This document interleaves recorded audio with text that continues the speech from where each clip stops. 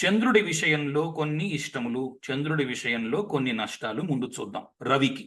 రవిగా నాకు చంద్రుడిలో ఏం నచ్చుతాయి? రవిగా నాకు చంద్రుడిలో ఏమి నచ్చవు?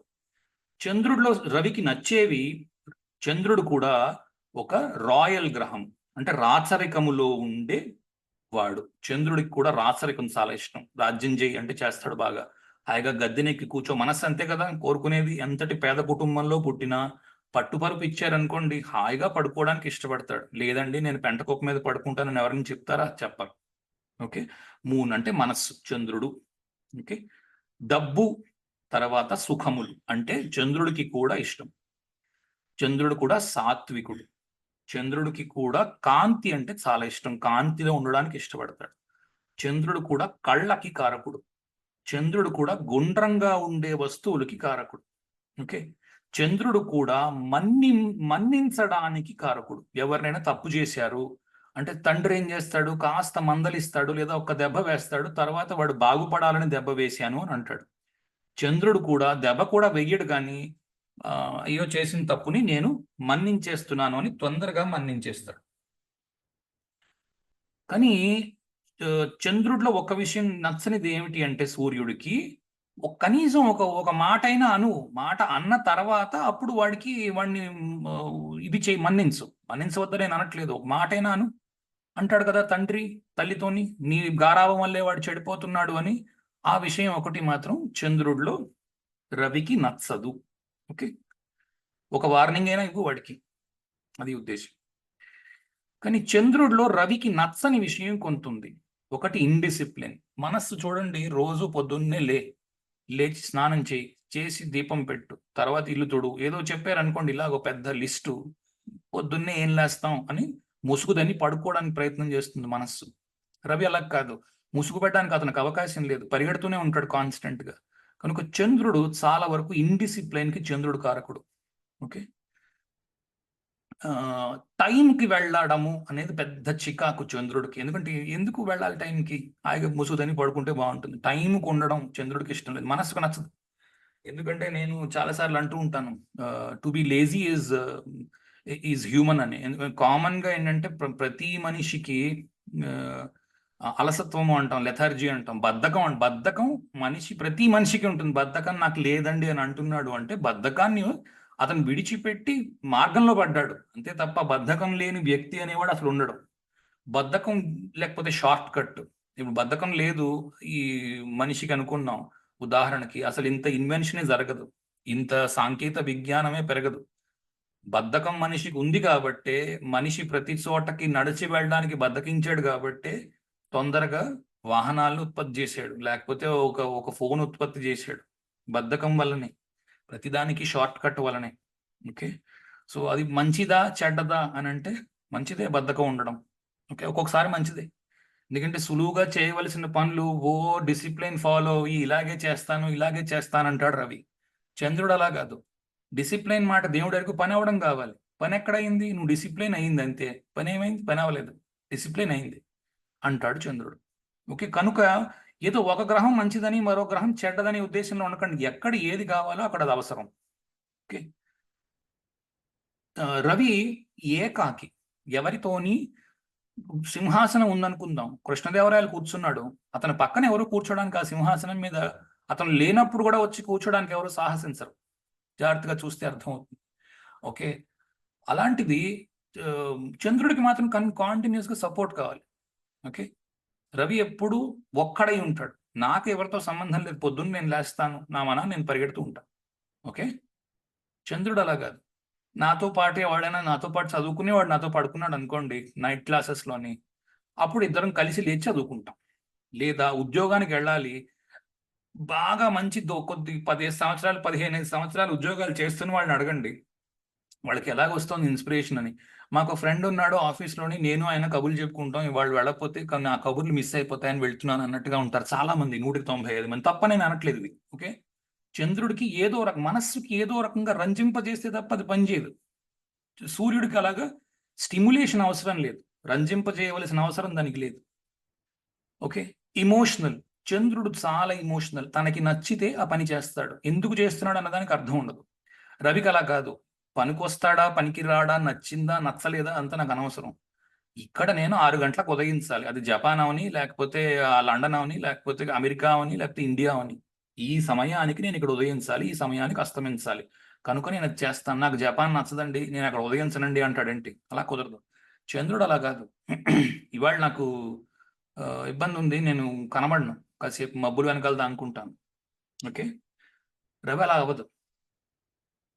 Okay, emotional. ఓకే, 4వ ఇంటి వ్యవహారాలతో రవికి చికాకు పుడుతుంది. ఇంటి వ్యవహారాల్ని చక్కబెట్టండి అన్నది ఒక క్రూరుడైన తండ్రికి ఇస్తే తను చేయలేడు. ఇంట్లో అన్నం వండండి, పిల్లలందరికీ నాజుగ్గా కూర్చోబెట్టి ఇగో చంటాడికి ముందు ఇది పెట్టండి, పెద్దాడికి ముందు ఇది కలిపి పెట్టండి అంటే ఊరుకుంటాడా? పెట్టగలడా? కలపగలడా? చేయగలేడు. అంటే చేస్తున్న వాళ్ళ సంగతి నేను ఆక్షేపించడం లేదు. మామూలుగా ఒక మగవాడు చేయవలసిన పనులైతేనే తను చేయగలుగుతాడు. ఆడవాళ్ళు చేయవలసిన పనులు తను చేయడానికి ఇబ్బంది పడతాడు. 4వ ఇంటి విషయాలలో లేదా నాజూకుతనం ఎక్కడ కావాలి? 4వ ఇంటి విషయాల్లో నాజూకుతనం ఎక్కువ కావాలి. ఓకే, అంటే వెంటనే ఫెమినిస్టులు బయలుదేరవద్దు. ఆడవాళ్లే వంట చేయాలా, అంట్లో ఆడవాళ్లే తోమాలా, ఉద్దేశం ఇది కాదు. సబ్జెక్ట్ మ్యాటర్ అంతకంటే ఇది కాదు. ఓకే, ఇలాంటి విషయాలు చేయడంలో, నాజూకైన పనులు చేయడంలో చంద్రుడు ముందుంటాడు. చాలా నాజూగ్గా పనిచేయగలడు. ఓకే, రవి నాజూకు పనులు చేయలేడు. ఎందుకంటే రవి పూర్తి మాస్కులిన్. మగవాడికి పూర్తి రూపము రవి, ఆడదానికి పూర్తి రూపము చంద్రుడు. కనుక నాజూకు పనులు వాళ్లే చేయగలరు. రెండోది, చంద్రుడు పూర్తిగా నీటిమయము. ఓకే, చంద్రుడు నీటికి కారకుడు. అందుకే మనకి అలలు రావడానికి కూడా చంద్రుడే కారకుడు. సముద్రంలో అలలు పౌర్ణమికి తర్వాత అమావాస్యకి ఎక్కువ వస్తాయి. అందుకే పిచ్చాళ్ళని కూడా అంటూ ఉంటారు, ఎరా పిచ్చాడంటే వీడికి పౌర్ణమి రా ఇవాళ, పిచ్చి ఎక్కువ ముదురుతుంది అంటారు. ఓకే, ఎందుకంటే ఎమోషన్, పిచ్చికి కారణం ఎమోషన్. ఓకే, సన్ అలా కాదు, రవి అలాగ ప్రవర్తించడు. రవి పూర్తిగా ఎక్కడైతే నీరు లేదో, లేదా నీరుంటే పూర్తిగా నీటిని ఆవిరి చేసేస్తాడు రవి. ఓకే, ఏమంటారు, రోల్స్ మార్చుకోవడం కూడా రవికి ఇష్టం లేదు. ఎవరి పని వాళ్ళు చేయడము రవికి ఇష్టం. ఓకే, చంద్రుడు పెరుగుతూ ఉంటాడు, తగ్గుతూ ఉంటాడు. రవి మాత్రం ఎప్పుడు స్టేబుల్గా ఉండే చోట మాత్రమే రవి ఇష్టపడతాడు. స్టేబుల్గా లేదు, ఫలానా చోట పెరుగుతోంది తగ్గుతోంది, ఒక స్టేబుల్ విషయం లేదు అన్న చోట రవి చాలా ఇబ్బంది పడతాడు. అందుకే స్వాతి నక్షత్రంలో స్టేబుల్గా ఒక గ్రౌండ్ లేదు. గాలి వీస్తోంది పూర్తిగా. మనం నేర్చుకున్నాం స్వాతిలో వాయోర్నిష్ట్య అని ఉంటుంది కదా, వాయోర్నిష్ట్య వ్రతతిహి అని ఉంటుంది. గాలి అంటే ఎవరికైతే తెలియదు, స్వాతి వినలేదో వాళ్ళు స్వాతికి వెళ్ళి మరో చూడండి. గాలిలో దీపం పెట్టి దేవుడే దిక్కు అని అంటే ఏంటవుతుంది? దీపం కింద పడిపోతుంది కదా. కనుక ఎక్కడైతే స్టెబిలిటీ లేదు, ఎక్కడైతే క్లారిటీ లేదు, ఎవరి రోల్ ఏమిటో తెలీదో, ఎవరు ఏం చెయ్యాలో తెలీదో, అలాంటి చోట రవి చాలా ఇబ్బంది పడతాడు. ఓకే, అందరూ అన్ని పనులు చేద్దాం అని పంచుకొని, ఇవాళ నువ్వు ఇది చేస్తున్నావు కదా, సరే నేను కూడా నీకు వచ్చి సాయం చేస్తాను, నువ్వు నా పనిలో కూడా కొంత సాయం చేయి, ఇది రవి ఖచ్చితంగా ఒప్పుకోడు. ఇలా ఇలా ఉండాలి, ఇద్దరు సమానంగా ఉండాలి. ఓకే, అప్పుడు శని కావాలి అక్కడ. కనుక ఏ గ్రహాన్ని మీరు రవి చాలా గొప్పవాడండి, శని చాలా వేస్ట్గాడండి ఇలాంటి కంక్లూజన్లో చెయ్యవద్దు. ఇలాంటివి కుదరవు. ఏ లగ్నమైనా సరే, నీదు సింహ లగ్నము, నువ్వు నలుగురికి ఉపయోగపడాలి, నీకు నలుగురు ఉపయోగపడాలి అంటే శని బాగుండాలి.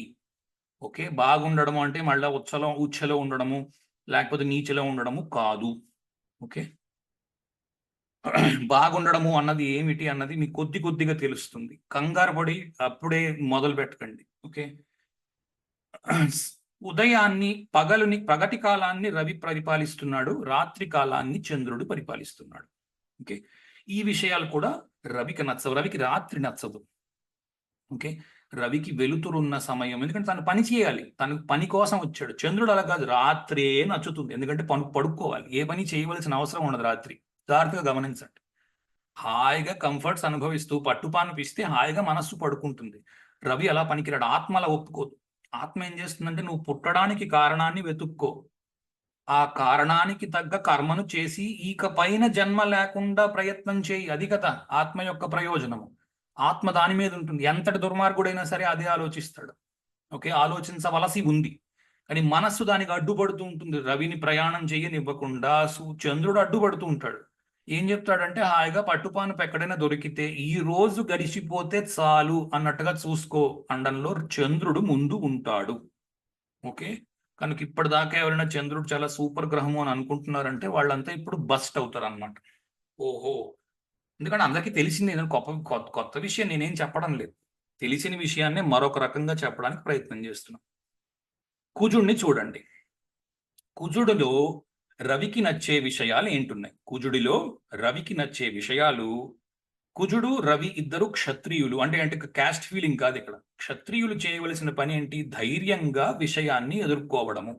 అందుకే చూడండి, ఈ రెండు గ్రహాలు కూడా కర్మస్థానము 10వ ఇంట్లోని దిగ్బలములో ఉంటాయి. కర్మకి ఈ రెండు గ్రహాలు భయపడవు. అర్థం ఏంటి అంటే, ఇప్పుడు గురువు ఎందుకు ఒక నీచ పొందుతున్నాడు అంటే, గురువుకి వీళ్ళకి తేడా ఏంటి అంటే, ఇప్పుడు గురువు ఏం ఆలోచిస్తాడంటే, చాలా గొప్ప విషయం ఒకటి చెప్తాను చూడండి. ఒక ఇంటర్వ్యూకి వెళ్ళాం. ఆ ఇంటర్వ్యూకి ఒక 5గురు వచ్చారు అనుకుందాం. మీరు బాగా చదువుతారు అనుకుందాం. మీకు ఒకవేళ గురువు ఇప్పుడు అంటే ఉదాహరణకి చెప్పవలసి అంటే గురువు అయి ఉన్నారు అనుకోండి. మీరు ఏమనుకుంటారు? గురువు అయితే నేను ఉద్యోగం సంపాదిస్తే అవతల వ్యక్తికి ఉద్యోగం రాదు కదా, అందుకు నేను ఏ ఉద్యోగం చేయను, అవతల వాడికి ఉద్యోగం వస్తుంది. ఇలా ఉంటుంది గురువు యొక్క ఆలోచన. రవి అలా కాదు. నేను నా ఆత్మతోటి వచ్చాను. నా ఆత్మ యొక్క పని ఏంటి? ఇచ్చిన కర్మ చేయడం. కాబట్టి నేనేం చేయాలి? ఉద్యోగం సంపాదించాలి. సంపాదించి చేయవలసిన పని ఏముందో అది చేయాలి. అంతేగాని ఇది చేస్తే అది వస్తుంది, అది చేస్తే ఇది వస్తుందని ఎమోషనల్గా బ్లాక్మెయిల్ అవ్వడం కాదు. అందుకే గురువు 10వ ఇంట్లోని నీచ పొందుతున్నాడు. ఓకే, ఇమోషనల్గా బ్లాక్మెయిల్ అవుతాడు గురువు రకరకాల కారణాలకి. ఓకే, ఎక్కువ ఆలోచించేసి చేయవలసిన పని చేయకుండా ఉన్నాడు అంటే ఎక్కువ ఆలోచన కారణం. అదే గురువు. సరే, ఛాలెంజెస్ని ఇష్టపడ్డం. నాకు కష్టాలు రావాలి అని కోరుకోవడంలో రవి కుజుడు ఇద్దరు ప్రధానంగా ఉంటారు. కారణం ఏంటి అంటే, ఎంత కష్టము వస్తే అంత నువ్వు సంపాదించగలవు. దీన్ని ఆపర్చునిటీగా భావించే వాడికి ఉదాహరణ చెప్తాను. మీరు ఏదో చదువుతున్నారు అనుకుందాం, ఏదో డిగ్రీ చేస్తున్నారు, ఇంజనీరింగ్ చదువుతున్నారు అనుకుందాం. ఓకే, సులువుగా అర్థమవుతుంది. క్లాస్లో ఇద్దరు పిల్లలు ఉన్నారు. ఒకడికి ఇంటి దగ్గర రోజు గడవడం కష్టంగా ఉంది, ఎలాగో మరి ఎవరి దగ్గర అప్పు తీసుకుని చదివిస్తున్నారు అనుకో. ఇంకొకటి ఉదాహరణకి చెప్తున్నాను సుమా, ఇది ఇలాగే ఉంటుందని కాదు. 190 విషయాల్లో ఇలా జరగడానికి ఎక్కువ ఆస్కారం ఉంది కనుక. ఇంకొకడికి బాగా డబ్బు దశకం అంతా ఉంది. ఎవడు బాగా చదువుతాడు? ఎవడికైతే డబ్బు లేదో, ఎలాగైనా సరే స్థిరపడాలి అనే ఉద్దేశం ఉందో వాడు బాగా చదవడానికి ఎక్కువ ఆస్కారం ఉంది. ఎందుకంటే అమ్మో నాకు ఈ పరిస్థితి ఉంది, నేను అప్పు కూడా తెచ్చి చదువుకుంటున్నాను, కాబట్టి నా బాధ్యతగా నేను ప్రవర్తించవలసిన అవసరం ఉంది అని అనడానికి ఎక్కువ అవకాశాలు ఉన్నాయి. కనుక ఈ క్షత్రియత్వంలో కోరుకునేది ఏమిటి అంటే, నాకు ఎక్కువ కష్టం వచ్చిందనుకో, నేను ఎక్కువ దాంట్లో నుంచి బయటపడగలను. ఓకే, లేదా పెద్ద సమస్య వచ్చింది, ఆ పెద్ద సమస్యను నేను సాల్వ్ చేసి దానికి పరిష్కారాన్ని చూపించి ఎక్కువ ధనాన్ని చేజిక్కించుకోగలను. ఓకే, దీన్ని converting a challenge into opportunity అంటారు ఇంగ్లీష్లో. ఓకే, ఇబ్బందిని తనకు అనుకూలంగా మలుచుకుని దాంట్లో నుంచి డబ్బులు సంపాదించుకోవడంలో రవి కుజులు ముందుంటారు. అందుకే వాళ్ళు ఫైర్ ప్లానెట్స్, అగ్నితత్వ గ్రహాలు అయ్యాయి. ఓకే, సాల్వింగ్ ప్రాబ్లమ్స్, ఛాలెంజెస్ అంటే చాలా ఇష్టం. ఇనిషియేటివ్స్ అంటే ఎవరికి ఇప్పుడు ఎవరో చెప్తే పని చేయడం అలా లేదు. ఈ రవికి వెంటనే నేను చేయవలసిన పని ఏమిటి అన్నది తెలుసుకొని చేసేస్తూ ఉంటాడు రవి. కుజుడు కూడా అలా చేయడానికి చాలా వరకు ఇష్టపడతాడు. తృతీయ షష్టమాలకి రవి కుజులు కారకులవుతారు. ఎందుకంటే తృతీయం నుంచి ఇనిషియేటివ్స్ అంటే చేయవలసిన పని ఏంటో తెలుసుకోవడము 3వ ఇల్లు. 6వ ఇల్లు చేయవలసిన పని తెలుసుకున్నాం కదా, ఆ చేయవలసిన పని ఏంటో చేసేయడు. Okay, right. ఈ రెండిటికి కూడా రవి కారకుడు. అలాగే కుజుడు కూడా కారకుడు. అక్కడ బాగా పనిచేస్తారు. ఆ రెండు గ్రహాలు బాగా పనిచేస్తాయి తృతీయ షష్టమాలలో. మళ్ళా చెప్తున్నది ఏంటి అంటే, ఏదో తృతీయంలో రవి ఉన్నాడు సూపరు, అష్టమంలో రవి ఉన్నాడు సూపర్ కాదు, అలాంటిది ఏం లేదు. ఓకే, ఎక్కడ ఉన్నాడు అన్న దాన్ని బట్టి మన యొక్క ప్రవర్తన ఉంటే మనకి బాగున్నట్టు. అది కూడా నేను వచ్చే వారం చెప్పబోతున్నాను ఎలాగా అన్నది. ఓకే, ఫైరీ నేచర్ చెప్పాను ఆల్రెడీ. బైలస్ పిత్త ప్రవృత్తి కలవాళ్ళు, గోల్డ్కి కారకులు, బంగారానికి కారకులు, కర్మ మీద పని చేయడానికి ఏ రకంగానూ వెనకాడని గ్రహాలు రవి కుజులు. కుజుడు రవి అగ్ని ఒకవేళ ఉన్నది, అగ్ని మొదలు పెట్టడానికి కారకులు, అగ్ని ఎక్కువసేపు నిలిచి ఉండడానికి కారకులు. ఓకే, ఇది యాక్సిడెంట్స్ గాను ఉపయోగపడుతుంది, లేదా వంట చేసుకోవడానికి కూడా ఉపయోగపడుతుంది, లేదా మనిషి యొక్క ఆకలిని పెంచడానికి, తాను ఇంకా నేర్చుకోవాలి, ఇంకా జీవితంలో వృద్ధిలోకి రావాలి అన్నది పెంచడానికి కూడా ఈ రెండు గ్రహాలు కలిసి ఉండి కేంద్రాల్లో ఉంటే ఎక్కువ తాపత్రయం ఉంటుంది, నేను ఇంకా ముందుకు వెళ్ళాలి అన్నది. ఓకే, సరే. తర్వాత ఫర్టిలిటీ ఎలా వస్తుంది అంటే పిల్లలు కనగలిగే శక్తి అని అంటున్నాం కదా. ఈ ఫర్టిలిటీ అనేది మనకి నీటి నుంచి వస్తుంది. మన నక్షత్రాల్లో కూడా నేర్చుకున్న ఉత్తరాభాద్రలో నీరు ఉంది, ఫర్టిలిటీ బాగుంది, పూర్వాషాఢలో నీరు ఉంది, ఫర్టిలిటీ బాగుంది అని నేర్చుకున్నాం. ఓకే, ఎందుకంటే వీర్యకణాలు బాగా వృద్ధి చెందాలి అంటే దాంట్లో కావలసిన మొట్టమొదటి పదార్థం ఏమిటి అంటే నీరు. ఓకే, రవి కుజులు ఎక్కువగా వేడి కలిగి ఉన్నారు, వీళ్ళిద్దరూ కలిసిపోయి సప్తమాలని పంచమాలని ఎఫ్లిక్ట్ చేస్తున్నప్పుడు పిల్లలు పుట్టకుండా ఉండడానికి అవకాశాలు కూడా ఉన్నాయి. ఓకే, సరే. Winnowing wars, success. రవికి కుజుడికి ఏంటి అంటే గెలవడము ప్రధానం. ఓకే, గెలవడము ప్రధానము అంటే చెడ్డ మార్గమును అవలంబించి అన్న ఉద్దేశం కాదు. కర్మ ఏదైతే ఉందో ఆ కర్మ కంప్లీట్ చేసేస్తే మనం గెలుస్తాం, అంతే, అంతవరకే. సరే, కుజుడు తామసికుడు. ఓకే, తమస్సు అంటే చీకటి, లేకపోతే కోపము, లేదా విపరీతమైన కోపము, దాన్ని తామసికంగా మనం తీసుకుంటాం. సన్ సాత్వికుడు. ఓకే, రవి మన్నించగలడు, కానీ కుజుడు మన్నించలేడు కోపం పూని ఉంటే. ఓకే, కుజుడుతో ఇంకొక ముఖ్యమైన కారణం, కుజుడికి రవికి పడకపోవడానికి కారణం ఏంటి అంటే రవి కాన్స్టెంట్ గా ఒకటే స్పీడ్ తో ప్రెడిక్టబుల్ గా పరిగెడుతూ ఉంటాడు. అంటే ఇవాళ ఇక్కడ ఉన్నాడు రవి, మీరు ప్రతి సంవత్సరం చూడండి ఏప్రిల్ 14వ తారీఖునే మీకు రవి మేషంలో ఉంటాడు, ఒక రోజు అటు ఇటుల్లో. ఓకే, కాబట్టి చెప్పేయచ్చు పలానా తారీఖు ఎక్కడుంటాడు రవి అంటే టక్కుని చెప్పేయచ్చు, దానికి ఏమీ కష్టం లేదు. కానీ కుజుడు అలా కాదు, కుజుడు ఎప్పుడైనా ఎక్కడైనా ఉంటాడు. కారణం ఏంటి అంటే కాన్స్టెంట్ స్పీడ్ కుజుడులో లేదు. కుజుడు ఒక్కడు ఏంటంటే ఆంజనేయ స్వామి లాంటి వాడితో పోలుస్తారు, అందుకే కుజుడిని. కుజుడికి దేవత కూడా మనం ఏం చెప్తాం, నరసింహమూర్తిని చెప్తాం, నరసింహస్వామిని. నరసింహస్వామి ఒక్కసారిగా ఉగ్రత్వాన్ని పొంది 5 నిమిషాల్లో హిరణ్యకశిపుని చంపేశాడు. ఆ తర్వాత ఇంకా అతని కథ ఇంకేం లేదు, అయిపోయింది. మళ్ళా ఎప్పుడు అవసరం పడితే అప్పుడు వస్తాడు. ఆంజనేయుడు కూడా చూడండి, మీకు రామాయణం చెప్తున్నప్పుడు చాలాసార్లు చూస్తే మీకు ఏమనిపిస్తుంది అంటే ఆంజనేయుడి యొక్క ప్రస్తావన ఎక్కడొచ్చినా సరే అతని ఒక్క పని ఉంటుంది, ఆ పని కంప్లీట్ చేయగానే మళ్ళీ ఆయన ఏదో కూర్చుని గడిపిక్కుంటున్నాడు అన్నట్టు ఉంటుంది, ఆయన పెద్దగా ఏం పని చేయట్లేదు అన్నట్టుగా మనకు అనిపిస్తుంది. తర్వాత మిగిలిందంతా రామాయణం నడుస్తున్నట్టు ఉంటుంది. ఓకే, కనుక కుజుడికి ఆ లక్షణాలు ఎక్కువ ఉన్నాయి. రవి అలా కాదు, కాన్స్టెంట్ గా ఏదో పని మీద ఉంటాడు. రవి ఎప్పుడు సింగిల్ గా పని చేయడానికి ఆలోచిస్తాడు. రవి ఎప్పుడు శాసిస్తాడు. కుజుడు ఏమంటారు, ఆ శాసనాన్ని తీసుకొని, రవి చెప్పిన శాసనాన్ని తీసుకొని అమలు పరుస్తాడు. ఒక్క ఆర్మీ కమాండర్ గా వెళ్ళి శత్రువుల్ని జయించగలడు, అలాగే తన సైన్యం మొత్తాన్ని వేసుకుని కూడా శత్రువుల్ని జయించగలడు. ఓకే, రవి అలా కాదు, రవి సింగిల్ గా ఉండడానికి ఎక్కువ ఇష్టపడతాడు. బుధుడు విషయాన్ని చూడండి. బుధుడు రాజసికుడు, పూర్తి రాజసికుడు. రవి సాత్వికుడు, కానీ చిన్నపాటి రాజసిక గుణము ఉన్నది, అది కిందటి వారం కూడా మనం మాట్లాడుకున్నాం. డబ్బులు ఆర్జించడానికి బుధుడు చాలా ఇష్టపడతాడు. డబ్బులకి కారణము ఎవరు అంటే బుధుడు. బుద్ధి ఉన్నవాడు డబ్బు ఆర్జిస్తాడు. ఓకే, ఎందుకంటే ఎక్కువ ధనార్జన చేయాలి, బుద్ధి బాగుండాలి. బుద్ధి ఎక్కువ ఉంది, తెలివైన వాడై ఉన్నాడు, త్వరగా డబ్బు సంపాదించగలడు, ఎప్పుడైనా అంతే. ఓకే, ఇది అందుకే మన వాళ్ళు డబ్బుని వర్గోలో పెట్టారు. వర్గో అంటే కన్య, కన్యని డబ్బుకు చెప్తారు. ఓకే, ఎందుకంటే ఎంత సేవ చేస్తే అంత డబ్బు వస్తుంది, ఎంత పని చేస్తే అంత డబ్బు వస్తుంది. 6వ ఇల్లు పనికి చిహ్నం. ఓకే, సరే. రవి బాగా చదువుకున్నవాడు అందరికంటే, ఇంతకు ముందు కూడా చెప్పాను నేను మీకు ఈ మాట. ఓకే, రవి బాగా చదువుకున్నవాడు. బుధుడు బాగా చదువుకుంటున్నవాడు, రోజు చదువుకోవడానికి ఇష్టపడేవాడు. ఓకే, బుధుడుకి రవికి సామ్యం ఏమిటంటే ఏదైనా ఇబ్బంది ఉంది, ప్రాబ్లం ఉంది, దాన్ని బుద్ధిని ఉపయోగించి సాల్వ్ చేయాలి, రెడీగా ఉంటాడు. ఇబ్బందిని బుద్ధితో ఎలా పరిష్కరించాలి అన్న దాని మీద రవి బుధుడు ఇద్దరు పనిచేస్తారు. కుజుడు బుధుడు కుజుడు రవి మాట్లాడుకుంటున్నప్పుడు మనం ఏం నేర్చుకున్నాం అంటే బలాన్ని, భుజబలాన్ని ఉపయోగించవలసి వస్తే, అందుకే క్షత్రియ అన్న మాట వాడే, భుజబలాన్ని కూడా రవి చూపించగలడు.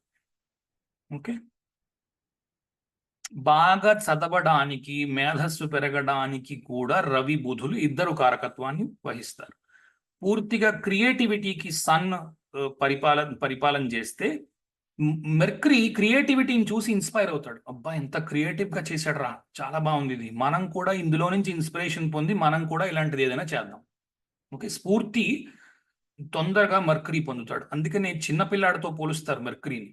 చిన్నపిల్లాడు చుట్టూ ఏమున్నాయో అవి త్వరగా నేర్చుకుంటాడు. ఓకే, ఎందుకంటే మెర్క్రీ అనుకరిస్తాడు. అనుకరించి బుధుడు అనుకరిస్తూ ఉంటాడు. ఎవరు ఎదురుగుండా ఉంటే వాళ్ళని అనుకరిస్తూ ఉంటాడు బుధుడు. బుద్ధి అలా పనిచేస్తుంది. బుధుడిలో రవికి నచ్చని విషయాలు ఏమిటి అంటే, బుధుడు పూర్తి రాజసికుడు. ఓకే, రాజసికము అని అంటే ఏంటంటే, రాజసికుడు చిన్న పిల్లాడితో సమానం. ఎలాగో చెప్తాను చూడండి. మర్క్రీకి పూర్తి రాజసికాన్ని ఇచ్చారు. రాజసికం, ఇప్పుడు చంటి పిల్లాడు ఉన్నాడు అనుకుందాం, ఒక 7 ఏళ్ళు ఉన్నాయి, 6 ఏళ్ళు ఉన్నాయి అనుకుందాం. పూర్తిగా లోకం తెలియదు. వాడి దగ్గర నించుని వాడితో అనండి, వాళ్ళ అమ్మ పక్కన నించుని, ఒరే అమ్మ నాది అని. అమ్మ మీది కాదు నాది అంటాడు. ఇంకెవ్వరికి ఇవ్వను మా అమ్మని అంటాడు. ఓకే, వాడికి ఆ విషయం తెలీదు. ఎవరితోని షేరింగ్ ఉండదు మర్క్రీకి. కావాలంటే చూడండి, వాడికి ఒక బొమ్మ ఉంటుంది, ఆ బొమ్మ మీరు తీసుకోండి, మిమ్మల్ని అసలు బతకనివ్వడు, మీరు ఆ బొమ్మ తిరిగి ఇచ్చేసేవారు. ఓకే, అది మెర్క్రీ, అది బుధుడు. ఓకే, కనుక మటీరియల్ విషయం అంటే డబ్బు, దస్కం, ఏమంటారు, ప్రాపర్టీస్, వీటన్నిటికీ కూడా బుధుడు కారకుడై ఉంటాడు. బాగా డబ్బు సంపాదించాలి, బుధుడు బాగుండాలి, రవి బాగుండాలి. నిజానికి అన్ని గ్రహాలు బాగుండాలి డబ్బు సంపాదించాలంటే, అంత సులువైన విషయం కాదు. ఓకే,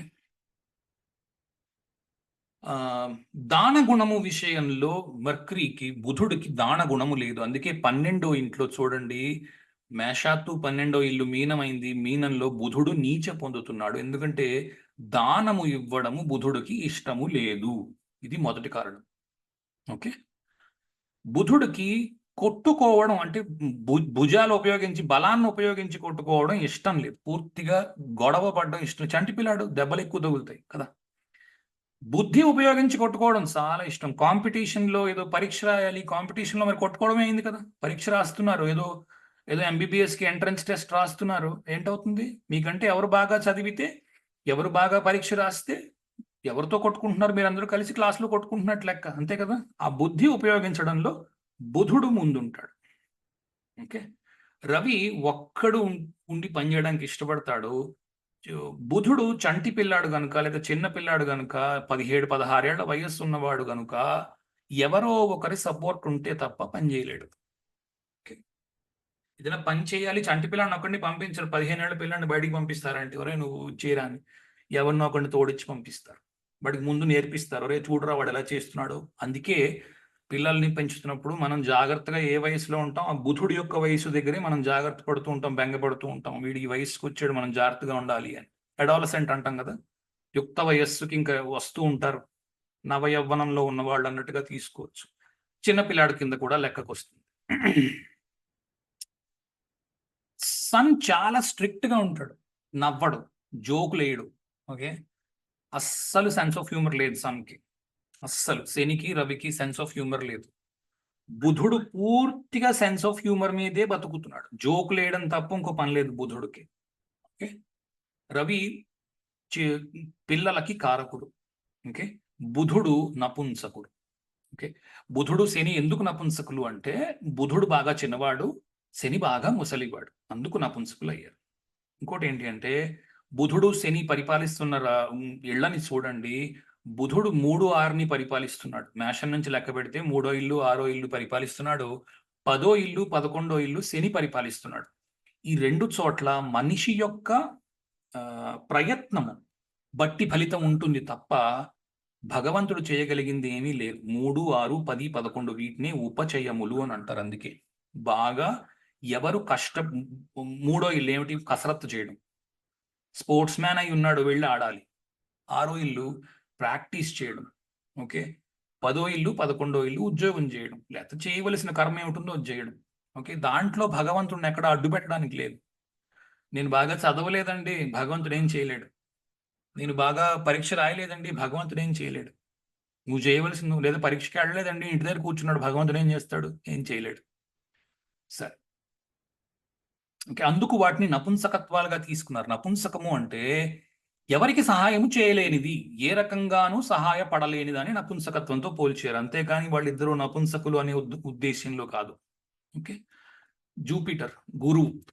గురువుకి సాత్వికత, రవికి సాత్వికత, ఇద్దరు సాత్వికులు కనుక సాత్వికత చాలా ఇష్టం. సాత్వికత అంటే ఏం లేదు, భగవంతుడు మీద నమ్మకం. ఓకే, చేయవలసిన ధర్మం ఏముందో ధర్మాన్ని పాటించడము, ఇవంటే గురువుకి ఇష్టము, రవికి ఇష్టం. ఓకే, ధర్మం పాటించడము అంటే మంచి వాళ్ళకు మంచి జరుగుతూ ఉండడం, రాజు చేయవలసిన పని రాజు చేయడము, ఇలాంటివన్నీ గురువుకి చాలా ఇష్టం. ఓకే, గురువు డబ్బుకి కారకుడు అంటే ఇది కొంతవరకు డిబేటబుల్. ఎందుకంటే నిజానికి గురువు ఇచ్చేది ఏంటి అంటే డబ్బు కాదు. చాలా మందికి తెలియని విషయం ఏంటంటే గురువు ఇచ్చేది ప్రాస్పెరిటీ అంటారు. ప్రాస్పెరిటీ అంటే ఖచ్చితంగా డబ్బు అని చెప్పడానికి లేదు. గురువు ఏమిస్తాడంటే, చూడండి, ఉత్తరాషాఢలో మనం మాట్లాడుకున్నాం గురువు నీచ పొందడం గురించి. ఎవరైతే నక్షత్రాలు సరిగ్గా వినలేదో ఇవి ఒక్కొక్కసారి అర్థం కాకపోవచ్చు. ఆయా నక్షత్రాల్లో ఎందుకు ఆ గ్రహం ఉచ్చ పొందుతోందో నీచ పొందుతోందో తెలుసుకుంటే మీకు చాలా విషయాలు తెలిసిపోతాయి, కారకత్వాలు. అయినా కూడా మళ్ళీ ఇది ఎందుకు చెప్తున్నానంటే ఇంకొంచెం క్లారిటీ వస్తుందని. ఉత్తరాషాఢలో చూడండి, గురువు నీచ పొందుతున్నాడు. ఓకే, ఉత్తరాషాఢలో గొడవ, యుద్ధం మొదలైంది, గురువు నీచపడ్డాడు. యుద్ధం అస్సలు ఇష్టం లేదు గురువుకి, యుద్ధానికి వెళ్ళాడు. గురువు యుద్ధం నేర్పిస్తాడు ఎలా చెయ్యాలో. యుద్ధం వస్తే మొట్టమొదటి బాధపడేది గురువే, అయ్యో అనవసరంగా యుద్ధం వచ్చింది అని. ఓకే, యుద్ధాన్ని నేర్పించేవాడు, ఆర్చరీ నేర్పించేవాడు గురువే అయి ఉంటాడు. కానీ అది డిఫెన్స్కి వాడడానికి ఉపయోగించుకోవాలి తప్ప దండెత్తడానికి వాడడానికి గురువు అస్సలు ఇష్టపడ్డు. ఉత్తరాషాఢలో దండెత్తడం ఎక్కువ ఉంటుంది, అవతలి వారి మీద గెలుపు నేను పొందాలి అనేది ఎక్కువ ఉంటుంది. ఓకే, అంటే గెలుపు ఇష్టం లేదా గురువుకి? కాదుగా, గెలుపు ఇష్టమే, కానీ ఇలా కాదు గెలవడం. కాబట్టి గురువు కావాల్సింది ఏంటి అంటే ప్రశాంతత. ఓకే, గురువుకు కావాల్సింది ప్రాస్పెరిటీ. ఎలా అంటే ఒక కుటుంబం, ఒక తల్లి, ఒక తండ్రి, పిల్లలు, అనుకూలవతి శీలవతి అయిన భార్య, జవదాటని పిల్లలు, ఇది కావాలి. అంతేగాని డబ్బు నాకు 500 కోట్లు ఉందండి, మా ఆవిడ ఎక్కడ ఉంటుందో తెలియదు, మా పిల్లలేమో ఒకడు ఆస్ట్రేలియాలో ఉన్నాడు, ఎవరితో ఉంటున్నారో మాకు తెలియదండి అన్నారు అనుకోండి, గురువు చాలా ఇబ్బంది పడతాడు, గురువు చాలా బాధపడతాడు. ఓకే, ఎందుకు ఇవన్నీ చెప్పవలసి వస్తుంది అంటే మీకు తెలుస్తాయి సులువుగా విషయాలు, అందుకు కారకత్వాలు నేర్పించడం. ఓకే, సన్ బాగా చదువుకున్నవాడు, రవి బాగా చదువుకున్నవాడు, గురువు బాగా చదువు నేర్పించగలిగినవాడు. ఓకే, రాజుకి ఏదైనా ఇబ్బంది వచ్చింది, ఏదైనా ఇది కావాలి, సొల్యూషన్ కావాలి, గురువు దగ్గరికి వస్తాడు. గురువు దగ్గరికి వచ్చి రాజగురువుని అడుగుతాడు ఏం చేయమంటారు అని. రాజగురువు ఏం చెప్తే అది చేస్తాడు. ఓకే, రాజగురువు ఏం చెప్తే అది చేస్తాడు. రైట్, రవి ఒంటరిగా పని చేస్తాడు, గురువు మాత్రము లీడ్ చేస్తాడు తప్ప గురువుకి ఖచ్చితంగా మనుషులు సపోర్ట్ కావాలి. ఓకే, ఎందుకంటే యుద్ధం చేయాలనుకోండి, గురువు అక్కడే వెళ్ళి చెయ్యడు. గురువు అసలు యుద్ధం చేయడానికి ఇష్టపడ్డు, నేను అసలు యుద్ధం చేయను అంటాడు, వద్దంటాడు నాకు యుద్ధం. మిమ్మల్ని తయారు చేశాను కదా, మీరు వెళ్ళండి, మీరు కావాలంటే మీ రాజ్యాలు ఏమున్నాయో మీరు గెలుచుకోండి, నన్ను దాంట్లో ఇన్వాల్వ్ చేయొద్దు. ఓకే, ఇది గురువు యొక్క మాట. గురువు ఒక్కడుగా పని చేస్తాడు ఎప్పుడు అంటే ఏమంటారు, తపస్సు చేసుకోవడానికి ఉన్నప్పుడు, అలాంటి చోట్ల మాత్రమే గురువు ఒక్కడు ఉండడానికి ప్రయత్నం చేస్తాడు. కానీ గురువు యొక్క అసలు పని ఏంటి అంటే 9వ ఇల్లు. 9వ ఇల్లు ఏంటి అంటే గురువుగా ఉండి 10 మందికి బోధ చేయడం కదా గురువు చేసే పని. కానీ గురువు మరొకటి కూడా చేస్తాడు, ఆ బోధ చెయ్యాలి అంటే తపస్సు చేయాల్సి వచ్చింది అనుకోండి, మరికొన్ని విషయాలు తెలుసుకోవాలి అని తపస్సు చేయవలసి వచ్చింది, అప్పుడు ఒంటరిగా ఉండడానికి ప్రయత్నం చేస్తాడు. లేదు, జీవుడుగా తీసుకుంటున్నారు గురువుని, ఎందుకంటే గురువు జీవకారకుడు.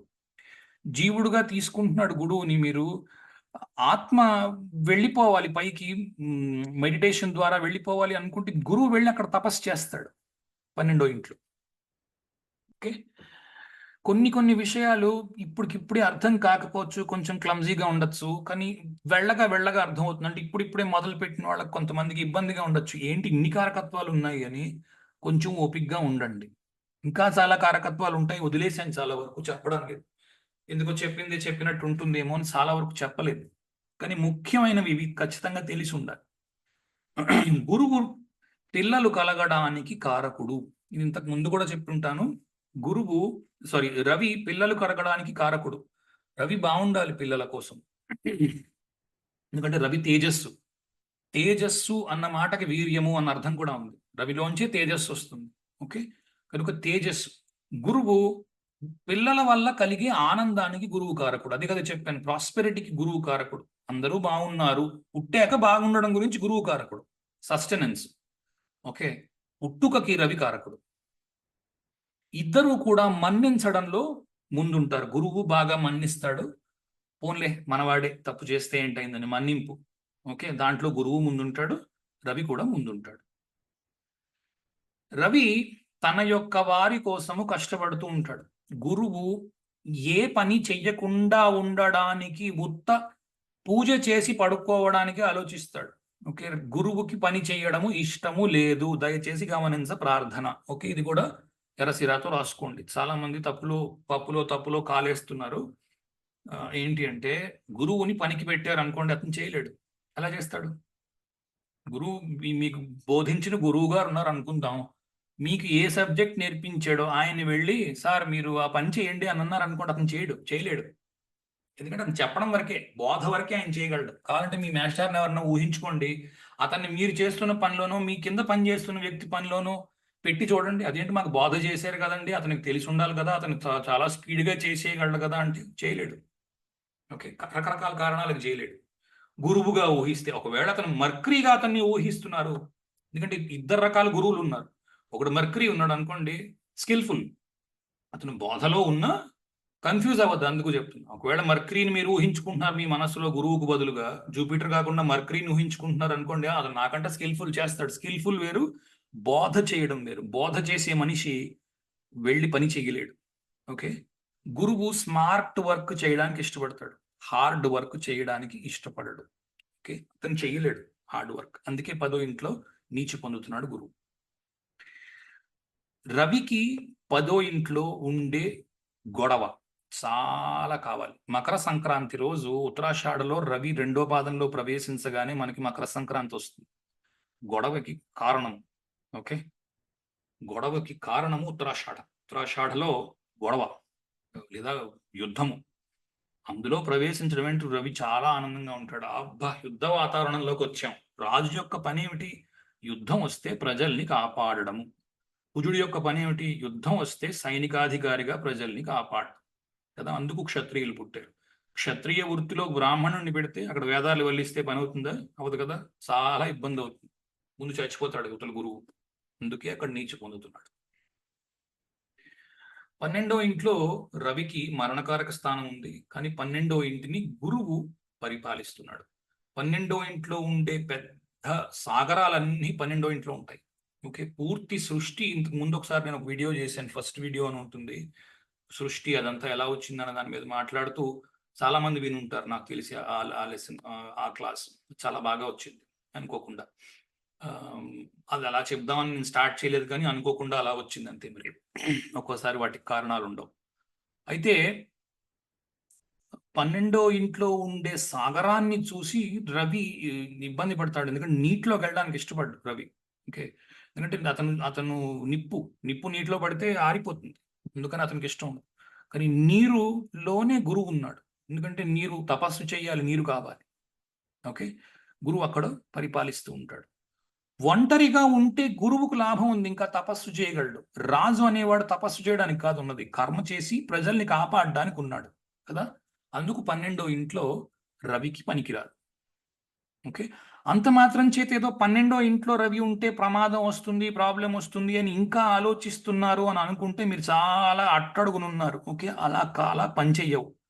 ఓకే, దయచేసి అలాంటి ఆలోచనలు ఏం పెట్టుకోవద్దు. 12 గళ్లలో రవి ఎక్కడ ఉన్నా సరే దానికి అనుగుణంగా మన పని ఉంటే రవి చాలా బ్రహ్మాండంగా పనిచేస్తున్నట్టు. దానికి అనుగుణంగా పని అన్నది ఏమిటి అన్నది ఇంకొక క్లాస్ వెయిట్ చేయండి, నెక్స్ట్ క్లాస్లో చెప్తాను.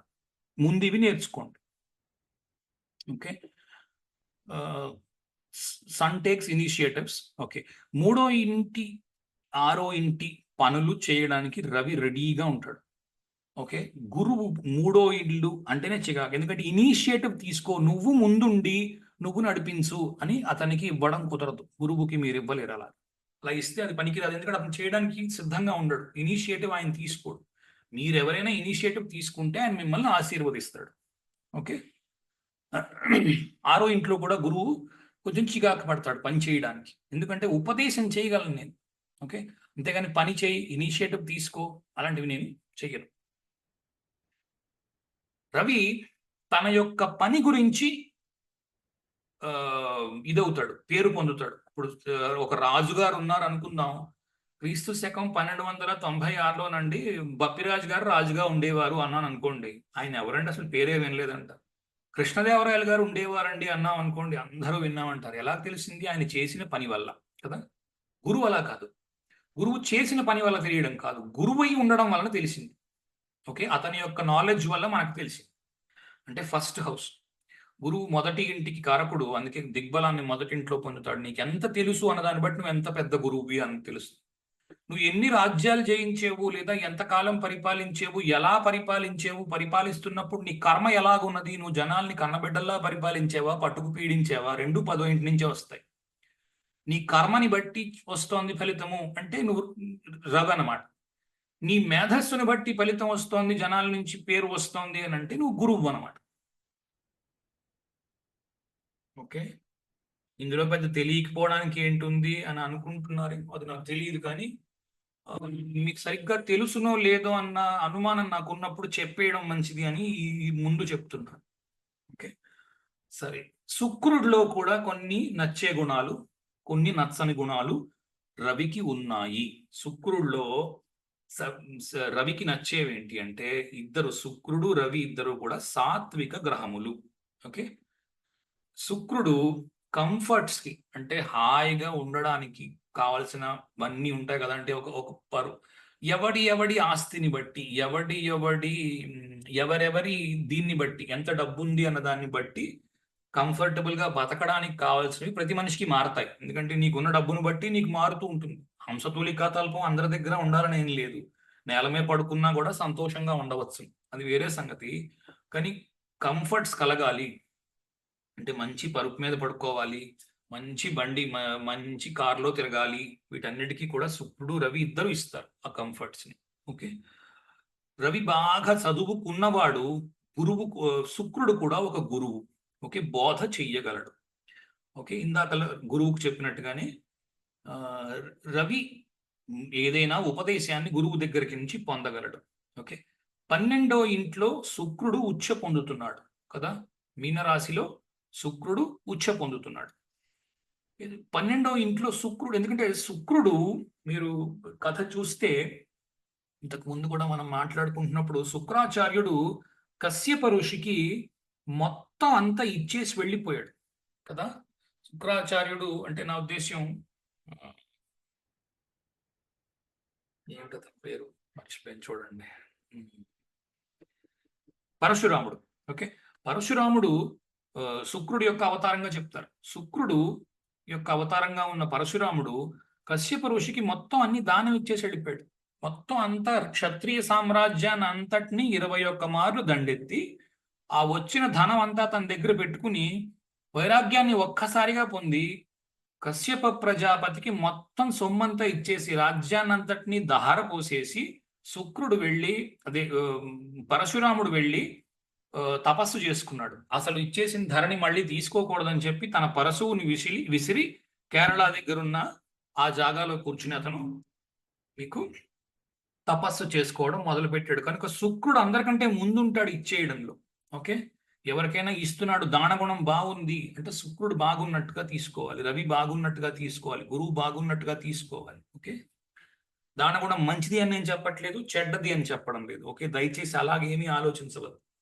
ఏదో దానం చేసేవాళ్ళంతా గొప్ప, దానం చేయని వాళ్ళంతా దుర్మార్గులు అవి చెప్పడం నేను రెడీగా లేను. ఎందుకంటే అవన్నీ నేను చెప్పడం కరెక్ట్గా.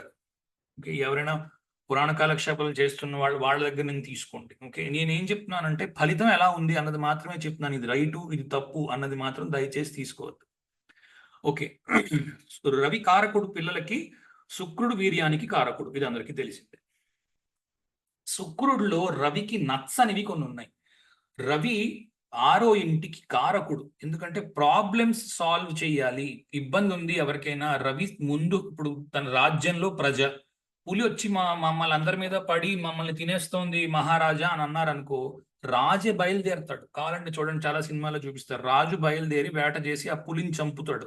ఎందుకంటే ఇంకెవరినైనా పంపిస్తే పాపం వాళ్ళు చచ్చిపోతే, నేను రాజ్యంలో ఉన్న వాళ్ళందరికంటే ధైర్యవంతుడిని, అందరికంటే పెద్ద కష్టం వచ్చింది పులిని చంపడం, కాబట్టి నేను చంపుతాను, ఆ పులిని ఎదురెళ్ళి నేను చంపుతాను. అలాంటి విషయాల్లో ఇనిషియేటివ్ తీసుకోవడంలో రవి ముందుంటాడు. సో ఇప్పుడు ఎవరైనా పని ఉంది, పని కోసం కేకేశారు అనుకోండి, మీరు ఆ పని వెళ్ళి చేస్తున్నారు అనుకోండి, రవి బాగున్నట్టు. ఓకే, మీరు ఆ పని నుంచి తప్పించుకుంటున్నారు అనుకోండి, అమ్మో పని చెప్పవలసి వస్తుంది, తప్పించుకోవాల్సి వస్తుందని, అక్కడ శుక్రుడు బాగులేనట్టు. వెంటనే ఓహో శుక్రుడు నీచిలో ఉన్నాడు, నేను మళ్ళీ అందరికీ పని సహాయం చేస్తున్నాను కదా అనుకోకండి. నీచిగా ఉండడానికి, నీచిలో లేకపోవడానికి, పని చేయడానికి ఏమీ సంబంధం లేదు. ఎక్కడుంటే పని చెప్తే చేస్తారు, ఎక్కడుంటే చెయ్యరు అని మనం నేర్చుకుందాం. ఓకే, కంగారు పడవద్దు, అలా పనికిరావు. ఓకే, కనుక రవి ముందుంటాడు పని చేయడానికి, శుక్రుడు పని తప్పించుకోవడానికి రెడీగా ఉంటాడు. కానీ శుక్రుడు అలాంటి తప్పు అనుకుందామా? పని తప్పించుకోవడం వల్ల ఒక అడ్వాంటేజ్ ఉంది, జాగ్రత్తగా గమనించండి. పని తప్పించుకునేవాడే ఏదైనా తయారు చేసి ఇవ్వగలడు. పని ఎలా తప్పించుకోవచ్చు? ఇప్పుడు కంప్యూటర్ తయారు చేయవలసిన అవసరం ఎవరికి వస్తుంది? లెక్కలు చేత్తో రాసుకోగలిగిన వాడికి అవసరం రాదు. నేను రూల్ ఏముందండి, పుస్తకం కొన్నాను, అడ్డంగా గీతలు గీశాను, రాసుకుంటూ వెళ్ళిపోయాను, తప్పు ఎక్కడా రాకుండా జాగ్రత్తగా రాశాను. శుక్రుడు ఏం చేస్తాడు? తప్పు వస్తే అంటాడు, తప్పు రాకుండా జాగ్రత్తగా రాయాలండి, మొత్తం కాన్సన్ట్రేషన్ అంతా అక్కడే ఉండాలి. ఆహా, ఇది లాభం లేదు, ఒక కంప్యూటర్ని తయారు చేద్దాం, తప్పు వచ్చింది బ్యాక్ స్పేస్ కొట్టు మళ్ళీ టైప్ చేయి. సో ఏది మంచి ఇందులో? రెండు మంచి. సందర్భోచితంగా రెండు గ్రహములు అవసరము. ఓకే, పని అంటే తప్పించుకునేవాడు కూడా అవసరం. అక్కడి నుంచే మీకు క్రియేటివిటీ, క్రియేషన్ వస్తుంది. అందుకే శుక్రుడు దానికి కారణం. ఓకే, రవి కొట్టుకోవడానికి కారణం.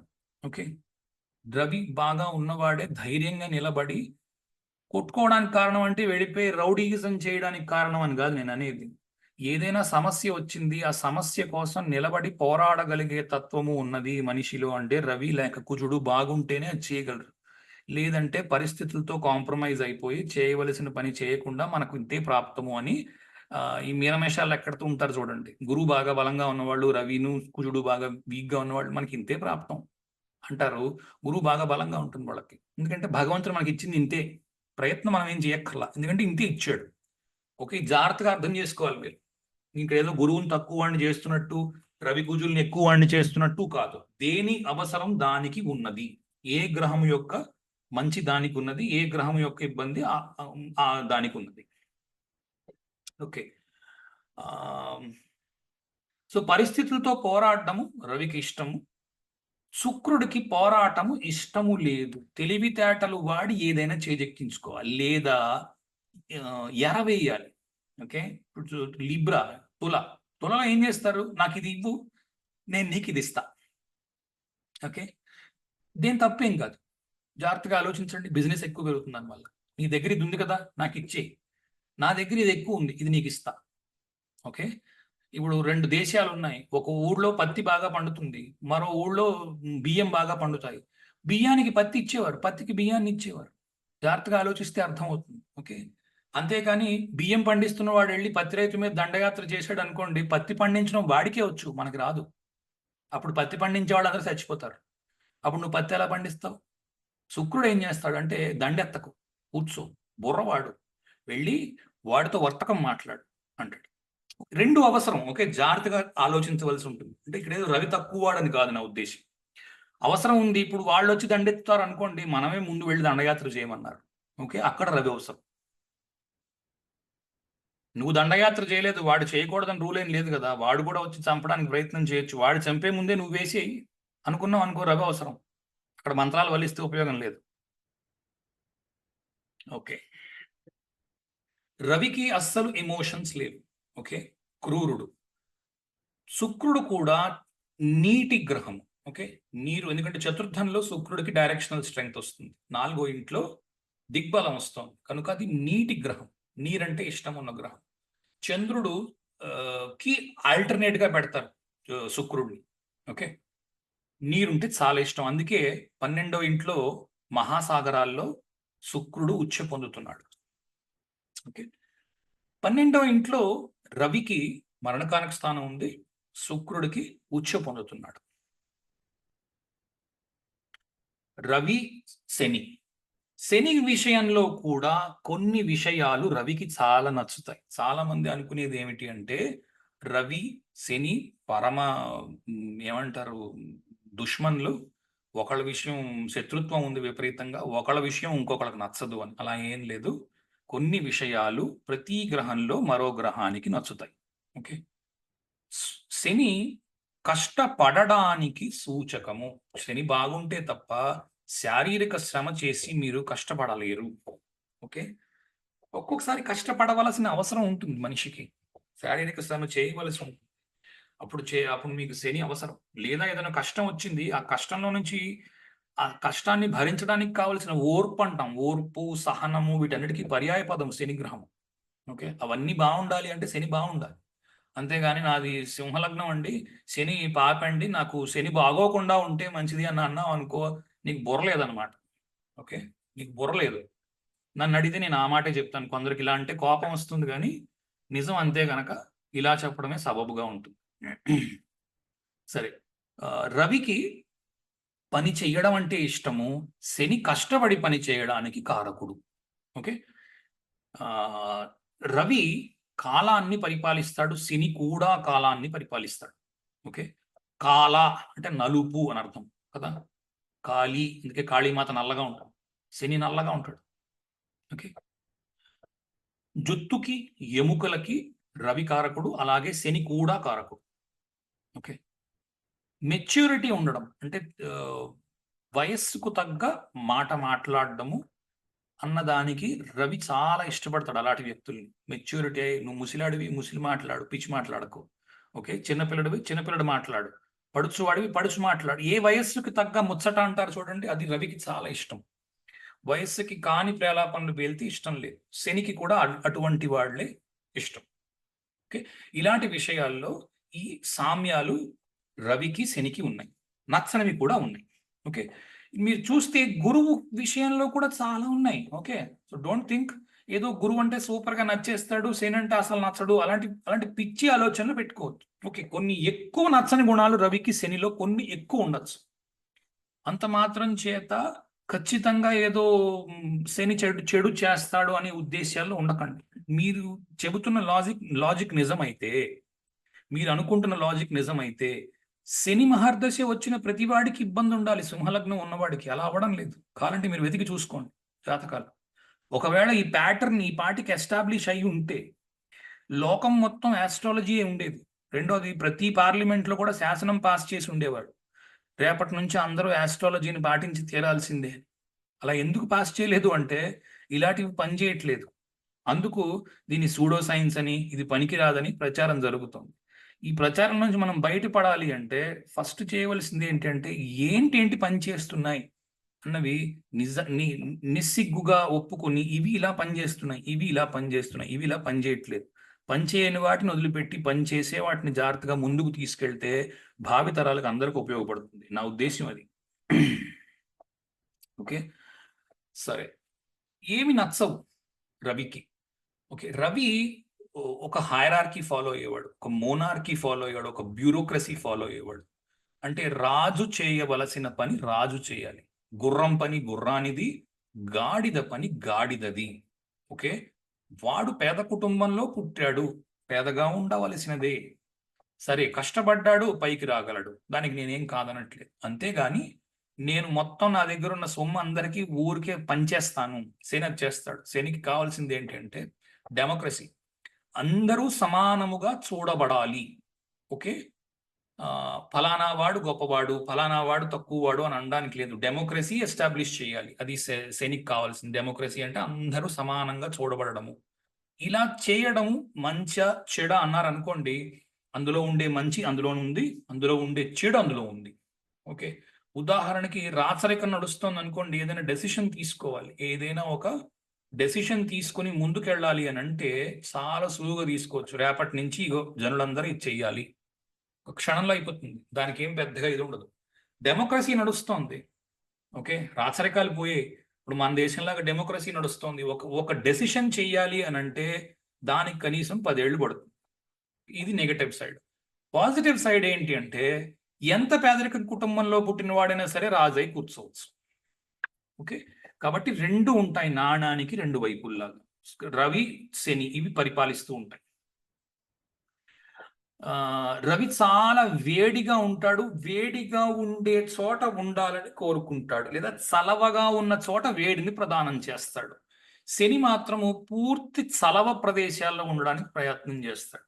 అందుకే స్వాతిలో చలవ, పూర్తి గాలి ఉంది, బేస్ లేదు, చల్లగా ఉంది ప్రదేశం, అక్కడ ఉచ్చ పొందుతాడు.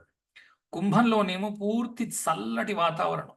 ఓకే, అక్కడ మీకు స్వక్ష ఏమంటారు మూల త్రికోణం ఉంటుంది, ఆఫీస్ అక్కడ పెట్టుకున్నాడు. చల్లగా ఉండే చోట్ల రెండు నచ్చుతాయి శనికి. రవి చాలా వరకు పనులను త్వరగా చేస్తాడు, లేదా ఎంత సమయానికి అవ్వాలో అంత సమయంలో చేస్తాడు రవి. శని ఏదైనా పట్టుకున్నాడు అంటే పర్ఫెక్షన్ కోసం ట్రై చేయడానికి కానీ, లేదా దాన్ని ఆలస్యంగా ఎలా చేయొచ్చు అన్నదానికి కానీ ఆలోచిస్తూ ఉంటాడు. ఓకే, రవి రాయల్ గా ఉంటాడు, ఎందుకంటే రవి రాజు రాయల్ గా ఉంటాడు. ఓకే, ఎప్పుడు సంపదల్లో తొలతూగుతూ ఉంటాడు. ఓకే, శనికి సంపదలు అంటే ఇష్టపడతాడు. లిబ్రాలో సంపదలు ఉన్నాయి, తులలో సంపదలు చాలా ఉన్నాయి. శనికి చాలా ఇష్టం సంపదల్లో ఉండడం. కానీ శని ఎప్పుడు పేదవాళ్లతో కలిసి ఉండడానికి ప్రయత్నం చేస్తాడు, పేదవాడిలాగా బతుకుతాడు. రవికి పుట్టి ఉంది. ఓకే, నాకు నీ రాచరికం అక్కర్లేదని చెప్పి వెళ్ళిపోయిన వాడు శని. ఓకే, రవి ఈ రోగాలన్నిటినీ తీసేయడానికి కారకుడు. శని రోగాలను లేకపోతే రోష్టులను తర్వాత డికే అంటారు, అంటే కుళ్ళిపోవడానికి కృతమారిపోవడానికి శని కారకుడు. అంటే చాలా మంది ఏమనుకుంటున్నారంటే ఇలా చెప్పాం అనుకోండి, డిసీజ్ రావాలి జబ్బు రావాలంటే శని కారకుడు అని అనుకుంటున్నారు. అలా జనరలైజ్ చేయడం చాలా కష్టం. ఓకే, అంటే శని ద్వారానే జబ్బు వస్తుంది, శని లేకుండా జబ్బు రాదనే ఉద్దేశంలో దయచేసి ఉండకండి. జనరల్ కారకత్వంలో శనికి జబ్బునిచ్చారు, ఎందుకంటే జబ్బు ఆ రోజుల్లో ముసలి వాళ్ళకి మాత్రమే జబ్బు వచ్చేది. ఓకే, ఇంక వెళ్ళిపోతాడు అన్నప్పుడు ఏదో జబ్బు వచ్చి పోయేవాడు. అందుకనే మనకి 12 రోజులు మైల పెట్టి ఆ 12 రోజులు ఎవరిని ముట్టుకొని ఇచ్చేవారు కాదు. కారణం ఏంటంటే ముసిలాడు, ఏదో వైరస్ జబ్బో ఏదో ఒకటి సోకింది, ఇంక ఇమ్యూనిటీ లేదు, అది మనకి సోకవచ్చు, ఆ బాడీలో చాలా కాలం పెరిగి చచ్చిపోయి ఉంటాడు అని చెప్పి డిసీజ్ కి ముసిలి వాళ్ళని చూపించేవారు. ఈ రోజుల్లో ఆ పట్టింపులు ఏం లేవు, ఎవరికైనా ఏదైనా రావచ్చు. ఓకే, ఆ రోజుల్లో కూడా అలా ఉండి ఉండవచ్చు, కాకపోతే జనరల్ గా రోగము పెద్దవారికి వస్తుంది అన్న ఉద్దేశంలో పెట్టారు అది. రవి తనని తాను చాలా గొప్పవాడిగా ఊహించుకుంటాడు. ఓకే, చాలా కాన్ఫిడెంట్ గా ఓవర్ కాన్ఫిడెంట్ గా కూడా అనుకోవచ్చు. శని అందరికంటా నేను తక్కువ వాడిని అన్నట్టు ఊహించుకుంటాడు. ఇది మంచిదా చెడ్డదా అంటే దీనికి నాణానికి రెండు రకాలు ఉంటాయి, రెండు వైపులు ఉంటాయి. ఏమిటంటే రవి అహంకారంతో ఉన్నాడు అని అనుకున్నారనుకోండి, అది నెగటివ్ సైడ్ అయింది. ఓకే, నువ్వు ఈ పని చేయగలవా అని రవిని అడిగారు అనుకోండి, ఓ దర్జాగా చేస్తాను ఇలా పట్రా అంటాడు, అంటే అది కాన్ఫిడెన్స్ అయింది. శని అలా కాదు. శని ఏంటంటే కాన్ఫిడెంట్ గా ఉండడు, నాకు ఎవరైనా సహాయానికి ఇవ్వండి, నేను పెద్దవాడిని, నేను ఒక్కడిని ఎలా చేస్తాను, నాకు ఇంకొకరిని ఇవ్వండి అంటాడు శని. ఓకే, పట్టుకుంటున్నారు అనుకుంటున్నారు. ఇంకొకటి, రవితో ఉండడానికి ఇష్టపడతారా శనితో ఉండడానికి ఇష్టపడతారా అంటే శనితో ఉండడానికి కూడా కొంతమంది ఇష్టపడవచ్చు, ఎందుకంటే అవతల వ్యక్తికి బాగా రెస్పెక్ట్ ఇస్తాడు శని. రవి అలా కాదు, రవి అవతల వ్యక్తిని బట్టి ఇస్తాడు. నీకు అర్హత ఉంది ఆ మర్యాద ఇస్తాడు, అర్హత లేదు నీకు ఎంత మర్యాద ఉందో అంతే ఇస్తాడు. శని ఏం చెప్తాడంటే నువ్వు నాకంటా గొప్పవాడు అయ్యా అంటాడు, ఎవరు కనిపించినా. ఎందుకంటే శని ఆఖరణ ఉంటాడు, మరి నువ్వు నాకంటే ముందున్నట్టేగా. బుధుడు వెళ్ళాడు శని కంటే ముందున్నాడు, గురుడు వెళ్ళాడు శని కంటే ముందున్నాడు. ఓకే, పట్టుకుంటున్నారు అనుకుంటున్నాను నేను. ఓకే, శని హీన భావనకి కారణము. శని నేను అందరికంటే తక్కువ వాడిని, నేను అందరికంటే ఏదో విషయంలో తక్కువ వాడిని, ఏ విషయం తీసుకున్నా నేను అందరికంటే తక్కువ వాడిని. దీనివల్ల ఒక మంచి కూడా ఉంటుంది, అవతల వ్యక్తికి సులువుగా మీరు మర్యాదని ఇవ్వగలరు. అవతల వ్యక్తి చాలా రెస్పెక్టెడ్గా ఫీల్ అవుతాడు. శని దగ్గరికి వెళితే అబ్బా నాకు చాలా గౌరవంగా పిలిచాడయ్యా శని. ఓకే, రవి దగ్గరికి వెళ్ళినప్పుడు కొంత ఇబ్బంది పడవచ్చు, ఏమిటో నన్ను గౌరవంగా చూడలేదు అనుకోవచ్చు. ఓకే, తొందరగా సమస్యల్ని సాధించడానికి రెడీగా ఉంటాడు రవి. శని మాత్రం చాలా టైం తీసుకుంటాడు విషయాల్ని చక్కబెట్టడానికి. ఓకే, చాలా బాగా రిలేషన్షిప్స్, చెప్పాను కదా, ఏదైనా రిలేషన్షిప్ మన్నాలి అని అన్నప్పుడు మీరు ఒక వ్యక్తితో స్నేహం చేస్తున్నారు అనుకోండి, ఒక వ్యక్తితో మాట్లాడుతున్నారు అనుకోండి, అపరిచితుడై ఉన్నాడు, మీరు వాళ్ళతో చాలా మర్యాదపూర్వకంగా మాట్లాడండి. శనిలాగా నువ్వు గొప్పవాడివయ్యా అని పొగడండి. వాడు మిమ్మల్ని ఇంక వదలడు, మీతోనే ఉండడానికి ప్రయత్నం చేస్తాడు. ఎందుకంటే నన్ను పొగుడుతున్నాడు, నన్ను గొప్పవాడు అంటున్నాడు కదా. అందుకే తులలో శని ఉచ్చి పొందుతున్నాడు, అక్కడ అందరినీ గొప్పవాడు అంటాడు శని. ఓకే, వాడితో కలిపేసుకుని శనితో కలిసిపోయి మిగిలిన వాళ్ళందరూ పాడవడానికి ఎక్కువ అవకాశం ఉంటుంది. ఎందుకంటే అందరినీ గొప్పవాడు గొప్పవాడు అని వాళ్ళ స్థాయికి దించేయగలడు. ఓకే, వాడు వీడు అంటున్న ఉద్దేశం శని రకంగా ఉన్న మనిషి అని. ఓకే, అంటే రోజు చెత్తలో ఉంటున్నాడు, తను క్లీన్ చేసుకోవట్లేదు. ఓకే, రవి అనుకోండి ఉదయం స్నానం చేస్తాడు, బయలుదేరుతాడు. శని అలా కాదు, అప్పటికి స్నానం చేయడు. చాలా క్వాలిటీస్ ఉన్నాయి శనికి, మనం మాట్లాడుకుందాం అక్కడికి వచ్చిన తర్వాత. ఓకే, అంటే ఇప్పుడు మీరు శనిని ఏదో దేవుళ్లాగా అలా చూడడానికి వీల్లేదు. శనిని ఏదో మనిషిగా అభివర్ణిస్తూ ఊహించుకోమంటున్నాను. చెత్త కుప్పలు ఏరేవాడు వెళ్ళి వాడి పక్కన వెళ్ళి నించోలేం కదా. సరే, రవి అలాగా అందరికీ ఇవ్వలేడు. ఓకే, ఎందుకంటే తులలో ఏంటి అంటే వర్తకం నడుస్తుంది. నీ రాజ్యం గొప్పదైతే నాకేంటయ్యా, నా రాజ్యంలో పత్తి పండుతోంది, మీ రాజ్యంలో పత్తి లేదు, నా దగ్గర నుంచి పత్తి కొనుక్కుంటున్నావు, నాకు చిన్న రాజ్యమే అయితే అయింది. నేను కానీ నీ ఇప్పుడు సమానంగా ఉన్నావు, నువ్వు నాకు బియ్యాన్ని ఇస్తున్నావు, నేను నీకు పత్తిని ఇస్తున్నాను, రెండూ అవసరమే. నువ్వు గుడ్డలు లేకుండా తిరుగుతావా, పత్తి లేకుండా తిరగలేవు కదా. కాబట్టి ఇద్దరం ఒకళ్ళకొకళ్ళకి అవసరం. అది తుల. ఓకే, పట్టుకుంటున్నారు అనుకుంటున్నాను నేను. అందుకు రవి అక్కడ నీచే పొందుతున్నాడు, అక్కడ నా రాచరికం సెల్లదు. ఇంకా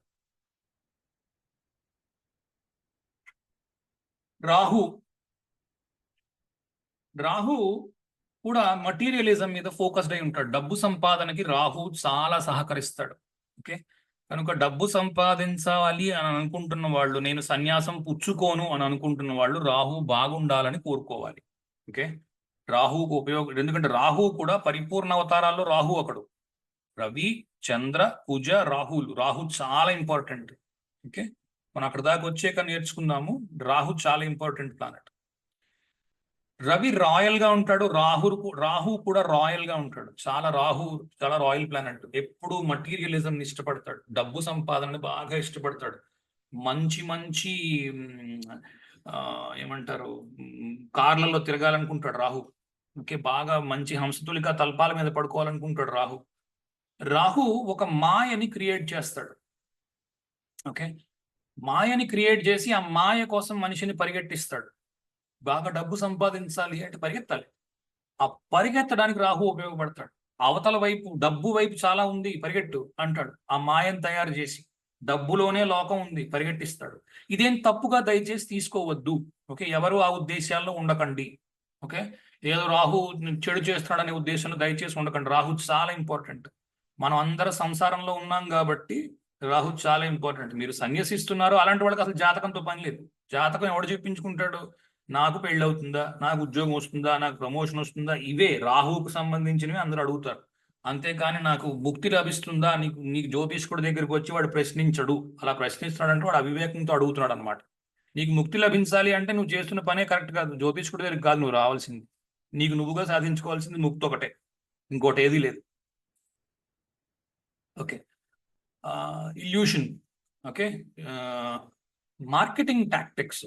ఓకే, ఇప్పుడు జనరల్ గా మనం జాతకం చూస్తున్నప్పుడు ఎక్కువ మంది అడిగే ప్రశ్న ఏంటి అంటే, నా జాబ్ ఎప్పుడు బాగుంటుంది, నా జాబ్ ఎలా ఉండబోతోంది, నా ఉద్యోగం బాగుండబోతుందా లేదా, ఇది ముఖ్యంగా ఎక్కువ అడుగుతారు ప్రశ్న. ఒకటి లేదా పెళ్లి, ఇవి అడుగుతారు కదా. జాబ్ విషయానికి వస్తే నీకు రాహువు, రవి ఈ రెండు బాగా మార్కెటింగ్ కి బాగా ఉపయోగపడతాయి. ఓకే, ఏదైనా మసిపూసి మారేడుకాయ చేసి అమ్మేయగలరు ఇద్దరు కలిసి ఒక చోట పని చేస్తే. రాహు కావలసిన ఆ మాయని తయారు చేయగలడు. ఎందుకంటే ఈ రోజుల్లో మార్కెటింగ్ చూడండి, ఏదైనా ఒక అందాన్ని ఇచ్చే క్రీమ్లు ఉన్నాయి. ఓకే, పేర్లు అనవసరం కదా, ఇప్పుడు వాటి పేర్లు కూడా కొంతమంది మార్చారు. ఆ క్రీమ్ రాసుకుంటే మీరు తెల్లగా అయిపోతారు అని చూపిస్తాడు. నిజమా? అది కాదుగా. కాకపోతే అడ్వర్టైజ్మెంట్ ఎలా తయారు చేస్తాడంటే అదే రాహు. మిమ్మల్ని మసిపూసి మారేడుగా చేయగలడు. అది అవసరం ఒక్కొక్కసారి, దానివల్ల సేల్స్ పెరుగుతాయి, మీకు జీతం వస్తుంది. తప్పదు కదా చేయక. ఉద్యోగం పుచ్చుకున్నారు, ఆ ఉద్యోగానికి కావాల్సిన పని మీరు చేయకపోతే ఎలా అవుతుంది? అరే ఇది తప్పండి, ఇలా చేయకూడదండి అంటే మీకు మిమ్మల్ని ఉద్యోగంలో ఉంచుతారండి, తీసేస్తారు మరుసటి రోజే ఉద్యోగం నుంచి. మీరు యాడ్ చేయాలి, చచ్చినట్టు యాడ్ చేస్తారు. నిజానికి అది ఒకటేదో సినిమాలో కూడా అంటాడు, అమ్మ పాలనకి అమ్మ ప్రేమను తప్ప ఈ పాలల్లో అన్నీ ఉన్నాయి అని అంటాడు కొడుకు. ప్రకాష్ రాజ్ నా తండ్రి పొజిషన్ లో ఉంటాడు, నువ్వే నువ్వే సినిమా 2 సెకండ్లు ఉంటుంది ఆ డైలాగ్. మనం అమ్మ ప్రేమనే డబ్బాలో గట్టి అమ్మేస్తున్నాం, కాబట్టి అమ్మ ప్రేమతో సహా అని మార్చి అంటాడు. అమ్మ ప్రేమతో సహా ఆ పాల డబ్బాలో పాలు ఉన్నాయట. ఓకే. అవి మార్కెటింగ్ టాక్టిక్స్, వాటికి మీకు రాహు బాగా ఉపయోగపడతాడు. రవి రాహు కలిసి అలాంటి విషయాల మీద బాగా పనిచేస్తాడు, డబ్బు సంపాదనకి బాగా ఉపయోగపడతాడు. ఓకే. రవికి రాహులో నచ్చని విషయాలేంటి? ఓకే. రాహువు ఒక రవి ఒక ల్యూమినరీ ప్రకాశవంతమైన గ్రహము. రాహు పూర్తిగా చీకటిని పరిపాలిస్తాడు. చీకటి అంటే రాహుకు చాలా ఇష్టం, అందుకే చీకటి రాజ్యము, చీకట్లో జరిగే పనులు అంటే కరప్షన్, ప్రాస్టిట్యూషను, చీకటి వ్యాపారము, చీకటి బజారు, బ్లాక్ మార్కెట్, ఉండవలసిన ధర కంటే 1000 రెట్లు ఎక్కువ పెట్టి అమ్మడము, ఇవన్నీ రాహు రూల్ చేస్తాడు. కానీ అలా చేస్తేనే డబ్బు బాగా వస్తుంది. ఓకే. అంటే ఈ రోజుల్లో కొన్ని విషయాలు తీసుకోండి, ఇప్పుడు ఒక వస్తువు నిజమైన విలువ ఉంటుంది, 10 రూపాయలు విలువ ఉంటుంది, కానీ దాన్ని ప్యాకేజ్ లాగా తయారు చేసి అందమైన యాడ్లు చేసి ఆ 10 రూపాయల వస్తువుని 100 రూపాయలకు అమ్ముతున్నారు. ఇదేం తప్పు కాదు సమాధి, నేనే తప్పు ఉద్దేశంలో తీసుకోవట్లేదు. ఓకే. కొనేవాడు ఉన్నప్పుడు నువ్వెవరు ఆపడానికి, ఆక్షేపించడానికి? 100 రూపాయలకు అమ్ముతున్నాడు, 100 మంది వచ్చి కొనుక్కు పట్టుకెళ్ళిపోతున్నారు, నీకేంటి బాధ? ఏదైనా పని చేస్తున్నప్పుడు నీకు వాడు డబ్బు సంపాదించవద్దా? సంపాదించాలి కదా. మీరు అనొచ్చు 50 పెట్టాలి కానీ 100 ఏంటి అని. నీకెలా తెలుసు 100 కరెక్టా 50 కరెక్టా, వాడికి ఎంత ఖర్చు ఉందో చెప్పలేవు కదా. రెండోది, వాడు మరికొంత R&D చేయాలనుకోండి, ఆ డబ్బు వాడికి రాకపోతే R&D మీద ఖర్చు పెట్టలేడు. ఓకే. ఇలాంటి విషయాల్లో రాహు చాలా ముందుంటాడు. ఓకే. ఏ విషయాన్ని అదే చెప్తున్నాను, కరప్షన్ లేకపోతే కన్నింగ్ గా ఉండడము, టాక్ట్ఫుల్ గా ఉండడము, ఇది తప్పు కాదు. అవసరమైన చోట టాక్ట్ఫుల్ గా ఉండాలి, లేకపోతే లెంపకాయ కొడతారు జనాలు. రాహు లెంపకాయ తినడానికి రెడీగా ఉండడు, లెంపకాయ కొట్టడానికి రెడీగా ఉంటాడు. ఓకే. రవి అన్ని ఇచ్చేయడానికి, దానం చేయడానికి కూడా రెడీగా ఉంటాడు. ఓకే. కానీ జనరల్ గా రాహు చారిటీని ప్రమోట్ చేయడు. బుధుడు రాహు చారిటీ ప్రమోట్ చేయరు. ఓకే. షాడో ప్లానెట్ ఒక్కొక్కసారి రాహు చారిటీని ప్రమోట్ చేస్తాడు, చాలా rare circumstances. Okay. Ketu charity మీద ఉంటాడు, అన్ని ఇచ్చేద్దాం అనుకుంటాడు. నాకు అసలు ఈ ప్రపంచం వద్దు, మటీరియలిజం నాకు వద్దు, నేను తపస్సు చేసుకుంటాను అని అంటాడు. ఇది తపస్సు చేసే వాళ్ళకి బాగుంటుంది, కానీ మామూలు మనుషులకు ఇబ్బంది అవుతుంది. ఇలా కలిసి ఉన్నాయి, 2 రవి కేతువు కలిసి ఉన్నాయి, అప్పుడప్పుడు ఈ భావన వస్తూ ఉంటుంది. ఓకే. ఇలాంటి భావన వస్తుంటుంది, కానీ లగ్నం వాడండి. ఓకే. ఆబ్వియస్ గా లగ్నం వాడాలి. 14710 లో ఉందా, 159 లో ఉందా, దాన్ని బట్టి మీకు ఏ స్టేజ్ లో వస్తుంది అన్నది తెలుస్తుంది. ఓకే. ఏ గ్రహాలకి ఇదిగా ఉన్నది అన్నది తెలుస్తుంది. ఇప్పుడప్పుడే ఆ రిజల్ట్స్ కి రాకండి. మనం రిజల్ట్స్ సన్ ఎక్కడ ఉంటే 12 గళ్లలో ఉంటే ఏం ఫలితాలు వస్తాయన్నది ఇంకా ఉంది, చెప్పవలసి ఉంది, చెప్తా, చూద్దాం.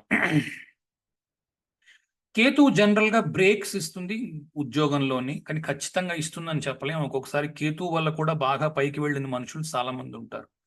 యూజువల్ గా కేతు నుంచి వచ్చే ఫలితాలు చెప్పడం చాలా కష్టం, ఎందుకంటే కేతువుని జనరలైజ్ చేయడము ఇంపాసిబుల్ అయిన విషయం. రాహువుని కొంతవరకు జనరలైజ్ చేసాము, కానీ కేతువులోంచి ఈ ఫలితం వస్తుందయా అని చెప్పడానికి ఏం లేదు. అవి అలాంటి ఫలితాలు వస్తాయి.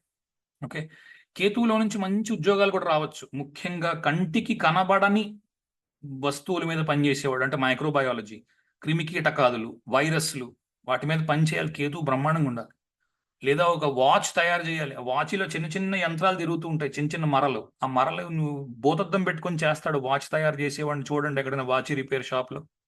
ఒక చిన్న కంటికి ఇలా కన్ను మూసుకొని సగం మూసి ఆ కంటికి భూతద్దం పెడతాడు, దాంట్లో నుంచి జాగ్రత్తగా చూసి మెల్లిగా చేస్తాడు నాజూగ్గా. అలాంటి పనులన్నిటికీ కూడా కేతు కారణం.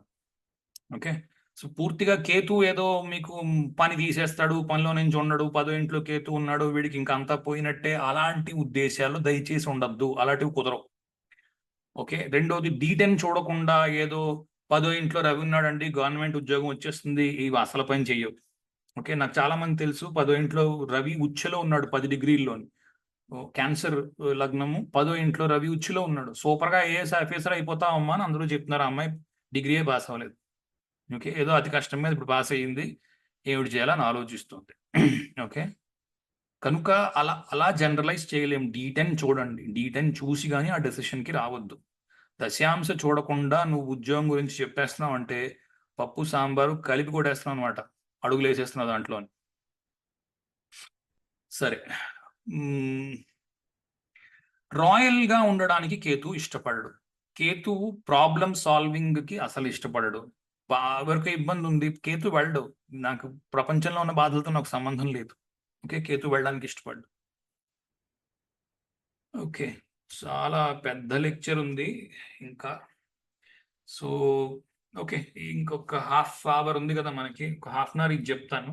క్వాడ్రంట్స్ ఫ్రమ్ సన్, రవి నుంచి కేంద్రములు. ఇప్పుడు రవిని లగ్నంగా చేసుకుని రవి నుంచి కేంద్రాలు లెక్క పెట్టండి. ఓకే, రవి నుంచి 4వ ఇల్లు, రవి నుంచి 10వ ఇల్లు, రవి నుంచి 1వ ఇల్లు, అంటే రవి ఎక్కడైతే ఉన్నాడో అక్కడ, రవి నుంచి 7వ ఇల్లు. ఈ 4గిటికి 4 రకాల ఫలితాలు ఉన్నాయి. ఓకే, అంటే నా ఉద్దేశ్యము, మీకేదో 2వ ఇంటి అధిపతి ఏదో 10వ ఇంట్లో ఉన్నాడు అనుకుందాం. ఓకే, రవి ఆ ఇంటిని ఎలా, ఆ ఇంటి నుంచి ఎక్కడున్నాడు రవి అన్నదాన్ని బట్టి కూడా ఫలితం. ఓకే, అంతేగాని 2వ ఇంటి అధిపతి 10వ ఇంట్లో ఉన్నాడండి సూపర్ అండి అలా చెప్పలేము. రవిని ఖచ్చితంగా ఫస్ట్ చూడండి. ఓకే, ఎలాగో చెప్తాను. మీరు అందరూ చూసే ఉంటారు, ఇంతకు ముందు కూడా మనం ఒకసారి మాట్లాడుకున్నాం ఈ విషయం మీద. ఫర్ ఎగ్జాంపుల్, ఏదో ఇది హైదరాబాద్ కదా, మధ్యాహ్నం 1 గంటకని వేసామనుకోండి. ఓకే,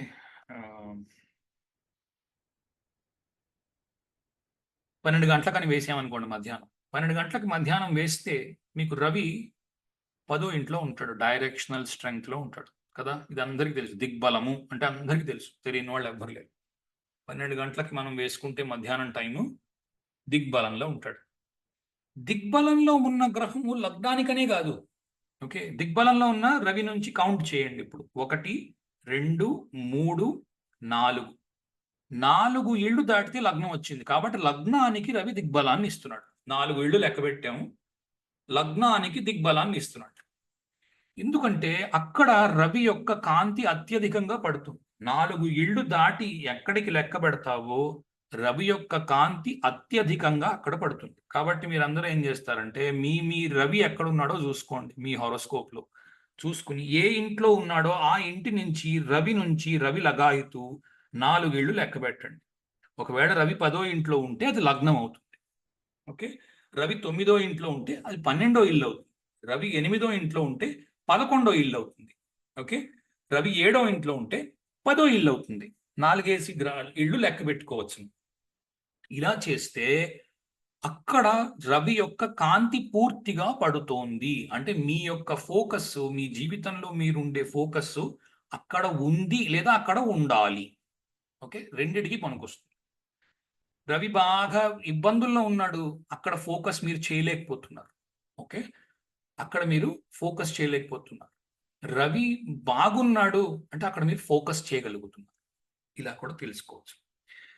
రవి చూడండి, అందరికీ తెలుసు రవి దేహానికి కారకుడు, రవి ఆరోగ్యానికి కారకుడు. అందుకే రవి 10వ ఇంట్లో ఉంటే 1వ ఇంటి మీద పూర్తి కాంతి ఉంటుంది. అసలు నిజం ఇది.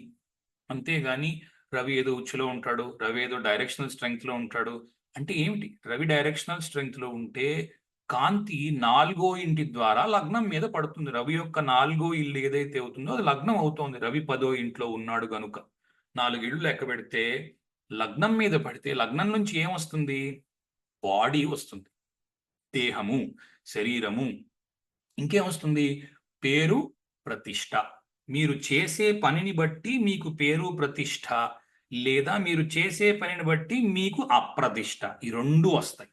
ఓకే, తర్వాత బాడీ అంటే మీకు ఒకటే, మీరు లావైపోతున్నారు, లావైపోతున్నారు, శరీరాన్ని పట్టించుకోవట్లా.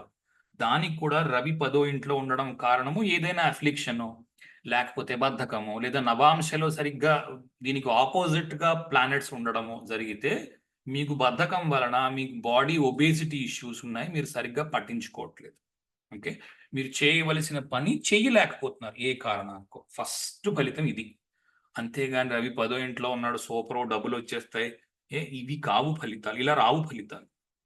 ఓకే, సో ఒబేసిటీ, సో గుర్తుపెట్టుకోవాల్సింది ఏంటి అంటే 4 ఇళ్ళు లెక్క పెట్టి 4వ ఇల్లు ఏంటి చూపిస్తుందో దాన్ని బట్టి మీ యొక్క దృష్టి ఎక్కడ పెట్టాలి అన్నది కూడా ఉంటుంది. మీరు ఎక్కడ పెట్టలేకపోతున్నారు అన్నది కూడా తెలుస్తుంది, లేదా ఎక్కడ పెడుతున్నారు అన్నది కూడా తెలుస్తుంది. మీరు అక్కడ పెట్టగలుగుతున్నారు, మీరు అవి బాగా పనిచేస్తున్నాడు.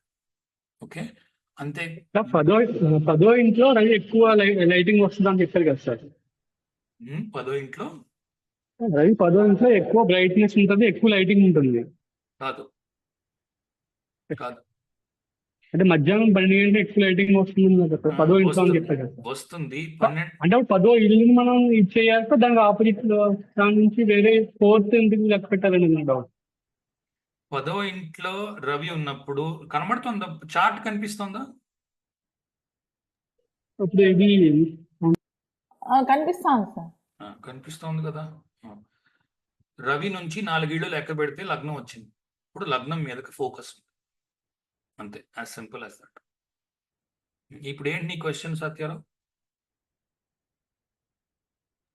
10వ ఇంట్లో రవి సన్కి 10వ ఇంట్లో లైటింగ్ ఎక్కువ ఉంటుందని చెప్పారు కదా సార్. అంటే 10వ ఇంట్లో ఎక్కువ బ్రైట్నెస్ ఉంటుంది అని. కాదు కాదు, రవి ఎక్కడ నుంచి 10వ ఇంట్లో ఉంటాడో అక్కడ ఎక్కువ లైటింగ్ ఉంది. ఓకే సార్, సో 10వ ఇల్లుని మనం అక్కడ డెవలప్ 10వ ఇల్లు మనం డెవలప్ చేసుకోవాలి రవి నుంచి. రవి నుంచి లెక్క పెడితే 4వ ఇల్లు అవుతుంది, లగ్నం నుంచి లెక్క పెడితే 10వ ఇల్లు అవుతుంది. లగ్నం నుంచి 10వ ఇల్లు, అంతే కదండి. ఎక్కడ నుంచి రవి 10వ ఇంట్లో ఉన్నాడో అని చెప్పాను. అందుకే సులువుగా తెలియడానికి 4 ఇళ్ళు లెక్క పెట్టుకుంటే లగ్నం వస్తుంది. అందుకే చార్ట్ కనిపిస్తోంది కదా, 10వ ఇల్లు వేసాను, మధ్యాహ్నం 12 అయింది. ఈ చార్ట్ చూసేవాళ్ళు ఇది చూడండి, ఈ చార్ట్ చూసేవాళ్ళు ఇది చూడండి. లగ్నం నుంచి లెక్క పెట్టండి, 10 ఇళ్ళు వచ్చాయి. రవి నుంచి లెక్క పెట్టండి, 4 ఇళ్ళు వచ్చాయి, అంతే. ఓకే, సో రవి 11వ ఇంట్లో ఉన్నాడు, 2వ ఇంటికి సంబంధించిన దాని మీద ఫోకస్ ఉంటుంది మనిషికి, అక్కడ ఉండాలి ఫోకస్. ఓకే, లేదా అది మీద ఫోకస్ చేయలేకపోతున్నారు. ఎందుకు చేయలేకపోతున్నారు అంటే రవి అఫ్లిక్షన్ లో ఉన్నాడు. ఓకే, అంటే ఒకటి రవి మీద శని దృష్టి, రవి మీద రాహు దృష్టి, రవి మీద రాహు కలిసి ఉండడము, అట్లాంటివి ఉన్నప్పుడు ఇబ్బందులు అక్కడ వస్తాయి. ఓకే, మీరు అనుకున్నది సాధించలేకపోతూ ఉంటారు, కానీ మీరు దాని మీద ఫోకస్ పెడుతూ దాన్ని ఎలాగైనా ఇంప్రూవ్ చేయాలని ప్రయత్నం చేస్తూ ఉంటారు. ఇప్పుడు రవి ఏమిస్తాడు? వేడిస్తాడు, వెలుతురు ఇస్తాడు, ఇచ్చేస్తున్నాడు కదా, దాని మీదకి మీ ఎనర్జీ అంతా స్పెండ్ చేస్తున్నాడు మీ మీద. రవి 10వ ఇంట్లో రవి ఉన్నాడు, ఏం చేస్తాడు? మీ నెత్తి మీద బోల్డ్ అంతా వేడిస్తాడు, అంటే ఇచ్చేస్తున్నాడు. మీ ఎనర్జీ అంతా రవి దాని మీద స్పెండ్ చేస్తున్నాడు. సో 11వ ఇంట్లో రవి ఉన్నాడు, ఎక్కడ ఎనర్జీ స్పెండ్ చేస్తాడు మనిషి? కుటుంబం మీద, డబ్బు సంపాదన మీద. ఓకే, దేని మీద డబ్బు ఖర్చు పెడుతున్నాం అన్న దాని మీద. ఓకే, మాట మీద, తర్వాత కుటుంబం మీద, లేకపోతే ఎక్స్టెండెడ్ ఫ్యామిలీ అంటారు, చిన్నాన్నలు, పెదనాన్నలు, వాళ్ళ పిల్లలు, అత్తలు, వాళ్ళ పిల్లలు, వాళ్ళ మీద స్పెండ్ చేస్తుంటారు time. Okay, energy, time, energy, because Ravi కాలానికి కారకుడు. ఓకే, కాలమే మనీ, కాలమే డబ్బు. 12వ ఇంట్లో రవి ఉన్నాడు, మూడో ఇంటి మీదకి ఉంటుంది, ఎందుకంటే 4 ఇళ్ళు లెక్క పెట్టండి, 3వ ఇంటి మీదకి వస్తుంది. సిబ్లింగ్స్ మీద, ఓకే, కరేజ్ మీద, స్పోర్ట్స్ మీద, పాస్ టైమ్స్ మీద, కమ్యూనికేషన్ మీద పనిచేస్తూ ఉంటాడు. ఏమైంది పద్మ గారు? ఓకే, వీటి మీద పనిచేస్తూ ఉంటాడు. ఫస్ట్ హౌస్ లో ఉన్నాడు, 4వ ఇల్లు మీద ఉంటుంది ఫోకస్. 4వ ఇంటి మీద ఎనర్జీ స్పెండ్ చేస్తాడు, అంటే వెహికల్స్ కొనడానికి, ఇళ్ళు కొనడానికి, తన యొక్క తల్లిని జాగ్రత్తగా చూసుకోవడానికి, కంఫర్ట్స్ పొందడానికి, ట్రావెల్ చేయడానికి, వెకేషన్ తీసుకోవడానికి, షార్ట్ కట్స్ తీసుకోవడానికి 1వ ఇంట్లో ఉన్నవాడు, 1వ ఇంట్లో ఉన్న రవి, లగ్నంలో ఉన్న రవి చూస్తూ ఉంటాడు. ఓకే, ఒక ఎగ్జాంపుల్ ఇస్తాను. సన్ 12వ ఇంట్లో ఉన్నాడు. ఓకే, మనిషి టైం పాస్ మీద పనిచేస్తూ ఉండొచ్చు, లేదా తన పాస్ టైం ఏమైతే ఉందో దాని మీద డబ్బులు సంపాదిస్తూ ఉండొచ్చు, లేదా ఎక్కువ సమయం టైం వేస్ట్ చేస్తూ ఉండొచ్చు. కూర్చుని ఊరికే బ్రౌజ్ చేసే వాళ్ళు ఉంటారు చూడండి, ఏదో కంప్యూటర్లో బ్రౌజ్ చేస్తూ ఉంటారు, కంప్యూటర్లో ఏదో పనికిరాని ఆటలు ఏవో ఆడుకుంటూ ఉంటారు, ఊరికే కూర్చొని టైం వేస్ట్ చేస్తూ ఉంటారు, పాస్ టైం అంటాం. దాని మీద ఉండొచ్చు, ఆ పాస్ట్ టైం మీద డబ్బులు సంపాదించవచ్చు. ఓకే, రెండు ఉండొచ్చు. ఎక్కువ సమయం ఎక్కడ వెచ్చిస్తున్నారు అన్నది తెలుస్తుంది అక్కడ నుంచి. ఓకే, రెండో ఇంట్లో ఉన్నాడు రవి, ఐదో ఇంటి మీద, వాటి మీద ఫోకస్ ఉంటుంది, దాని మీద ఎనర్జీ ఎక్కువ స్పెండ్ చేస్తారు. ఓకే, ఐదో ఇంటి విషయాలు ఏమున్నాయి? పిల్లలు, తమ చదువు, ఇంటెలిజెన్స్, డైజెషన్, మంచి ఫుడ్ తినడం. ఓకే, వాటి మీద స్పెండ్ చేస్తారు. మూడో ఇంట్లో ఉన్నాం, మూడో ఇంట్లో రవి ఉంటే ప్రాబ్లమ్ సాల్వింగ్, అవతల వాళ్ళకి ఏమి ఇబ్బందులు ఉన్నాయి అవి సాల్వ్ చేద్దాం, లేదా మనకి ఏదైనా అప్పు ఉంది అది అర్జెంటుగా అప్పు తీర్చేయాలి. ఓకే, ఏదైనా డిసీజ్ ఉంది, ఎలాగైనా సరే నేను నా బాడీని జాగ్రత్తగా చూసుకుని ఆ డిసీజ్ నుంచి బయటపడాలి. ఓకే, నా డైలీ రొటీన్ మార్చుకోవాలి అని చెప్పాడు అనుకోండి, వీళ్ళు ఫస్ట్ ఉంటారు డైలీ రొటీన్ మార్చుకోవడానికి. ఎందుకంటే focus sixth house daily routine. Doctor చెప్పాడు డైలీ రొటీన్ మార్చుకోవాలి, మార్చేస్తారు. లేదా శత్రువులు ఎవరైనా ఉన్నారు, ఆ శత్రువులు ఎలాగైనా అధిగమించాలి. ఓకే, దాని మీద పనిచేస్తారు. ఫోర్త్ హౌస్, నాలుగో ఇంట్లో ఉన్న రవి ఏడో ఇంటిని ఫోకస్ చేస్తాడు. 4 ఇళ్ళు లెక్క పెట్టండి, 4 నుంచి 4 ఇళ్ళు లెక్క పెడితే ఏడో ఇల్లు అవుతుంది. ఓకే, ఫోకస్ ఏమవుతుంది? వైఫ్ వైఫ్ మీద ఫోకస్ చేస్తారు. Maintaining good relationships with others, 10 మందితో మంచి రిలేషన్షిప్స్ మెయింటైన్ చేయడానికి ట్రై చేస్తారు. బిజినెస్ ప్రాస్పెక్ట్స్ ఇంప్రూవ్ చేసుకోవడానికి ట్రై చేస్తారు. ఓకే, సెల్ఫ్ ఇమేజ్ పెంచుకోవడానికి ట్రై చేస్తారు. తన యొక్క ఇమేజ్ ఎలా ఉంది మార్కెట్లో ఉన్నదాన్ని పెంచుకోవడానికి ట్రై చేస్తారు. ఇవన్నీ ఫోర్త్ హౌస్ నుంచి వస్తాయి. ఫిఫ్త్ హౌస్లో ఉన్న సన్, ఇవి పూర్తి ఫలితాలు కావు సుమా. ఇంకా నేను 8దో ఇంట్లో అంటే 5దో ఇంట్లో రవి ఉంటే ఏం ఫలితాలు వస్తాయి అది నేను కంక్లూడ్ చేయట్లా. దేని మీద మీరు ఫోకస్ చేస్తున్నారు అన్నది మాత్రమే చెప్తున్నాను ఇక్కడ. ఓకే, ఇంకొక విషయం ఏంటి అంటే ఆ ఇంట్లో ఏదైనా ఇప్పుడు 4 ఇళ్ళు లెక్క పెట్టారు రవి నుంచి. ఇప్పుడు ఏం చేశారు? రవి ఇక్కడ ఉన్నాడు, 4 ఇళ్ళు లెక్క పెట్టారు, లగ్నం వచ్చింది, చంద్రుడు శని ఉన్నారు అక్కడ కదా. చంద్రుడు 6ో ఇంటి అధిపతి, లగ్నాధిపతి, వ్యయాధిపతి. వీటి ఫలితాలు వస్తాయి. అదొకటే కాకుండా ఈ చంద్రుడు శని వేరు వేరు డిస్పోజిట్ చేస్తున్నాడో ఆ ఫలితాలు యాక్చువల్లీ ఎక్కువ వస్తాయి. చంద్రుడు ఇంట్లో ఎవరున్నారు? కుజుడు ఉన్నారు. కుజుడు ఎవరు? తృతీయ రాజ్యాధిపతి. కనుక రాజ్యం నుంచి ఏమొస్తుంది? నేమ్ అండ్ ఫేమ్ వస్తుంది. తృతీయం నుంచి ఏమొస్తుంది? ఏదైనా ఇనిషియేటివ్ వస్తుంది కదా. సో వాటిని ముందు రవి ఫోకస్, మనిషి ఫోకస్ ఎక్కడుంది ఇప్పుడు? మంచి పేరు సంపాదించడం మీద. ఎందుకంటే కుజుడు రాజ్య తృతీయాధిపతి అయి, కుజుడు ఉన్న స్థానాధిపతి చంద్రుడు లగ్నంలో ఉన్నాడు. రవి ఫోకస్ ఎక్కడ పెడుతున్నాడు? 4వ ఇంటి ఫోకస్ చంద్రుడి మీద పెడుతున్నాడు. ఇలా ఉంటుంది ఫలితం. ఇక్కడ ఇలా చెప్పాలి ఫలితం, అంతేగాని లగ్నాత్తు సప్తమాధిపతి వ్యయంలో ఉన్నాడండి అలా చెప్పడానికి కుదరదు. అలా అవ్వదు, ఫలితం అలా రాదు. ఓకే, సో D1 నుంచి ఎవరైనా ఫలితాలు చెప్పాలి అనుకుంటున్నారు, రవిని వాడకుండా ఫలితం చెప్పడం అవ్వదు. ఓకే, ఇప్పుడు ఈ రవి ఇక్కడున్న రవి ఇక్కడ కాకుండా ఇక్కడ ఉంటే పూర్తిగా ఫలితాలు మారిపోతాయి. ఓకే, అప్పుడు ఏమవుతుంది? మీరు ఏదో లగ్నాత్తు సప్తమాధిపతి ఇక్కడ ఉన్నాడు, లేకపోతే లగ్నాత్తు షష్టమాధిపతి ఇక్కడ ఉన్నాడు, అలా రాదు ఫలితం. రవి ఒక్కడు ఇక్కడ నుంచి ఇక్కడికి మారిపోయాడు అంటే ఇంకో ఫలితం వస్తుంది పూర్తిగా. ఓకే, ఇది దయచేసి గమనించండి. ఓకే, సో ఫస్ట్ డిస్పోజిటర్స్ ఫలితాన్ని ఇస్తాడు, 1. 2, ఏ గ్రహాలు ఉన్నాయో వాటి ఫలితాలు ఇస్తాడు. ఏ గ్రహము లేకపోతే ఆ ఇంటి ఫలితం ఇస్తాడు. ఆ ఇంటి ఫలితమే ఇక్కడ నేను రాశాను. 3వ ఇంట్లో ఉన్నాడు, 6వ ఇంటి ఫలితాలు ఇస్తాడు. కానీ 6వ ఇంట్లో ఏమైనా గ్రహాలు ఉన్నాయి, అవి ఏమైనా డిస్పోజిట్ చేస్తున్నాయి, ముందు ఆ ఫలితాలు చెప్పండి, అవి ఎక్కువ వస్తాయి. దాని తర్వాత 6వ ఇంట్లో ఉన్న గ్రహాల ఫలితాలు వస్తాయి. దాని తర్వాత ఆ ఇల్లు ఏమిటో ఆ ఇంటి ఫలితం వస్తుంది.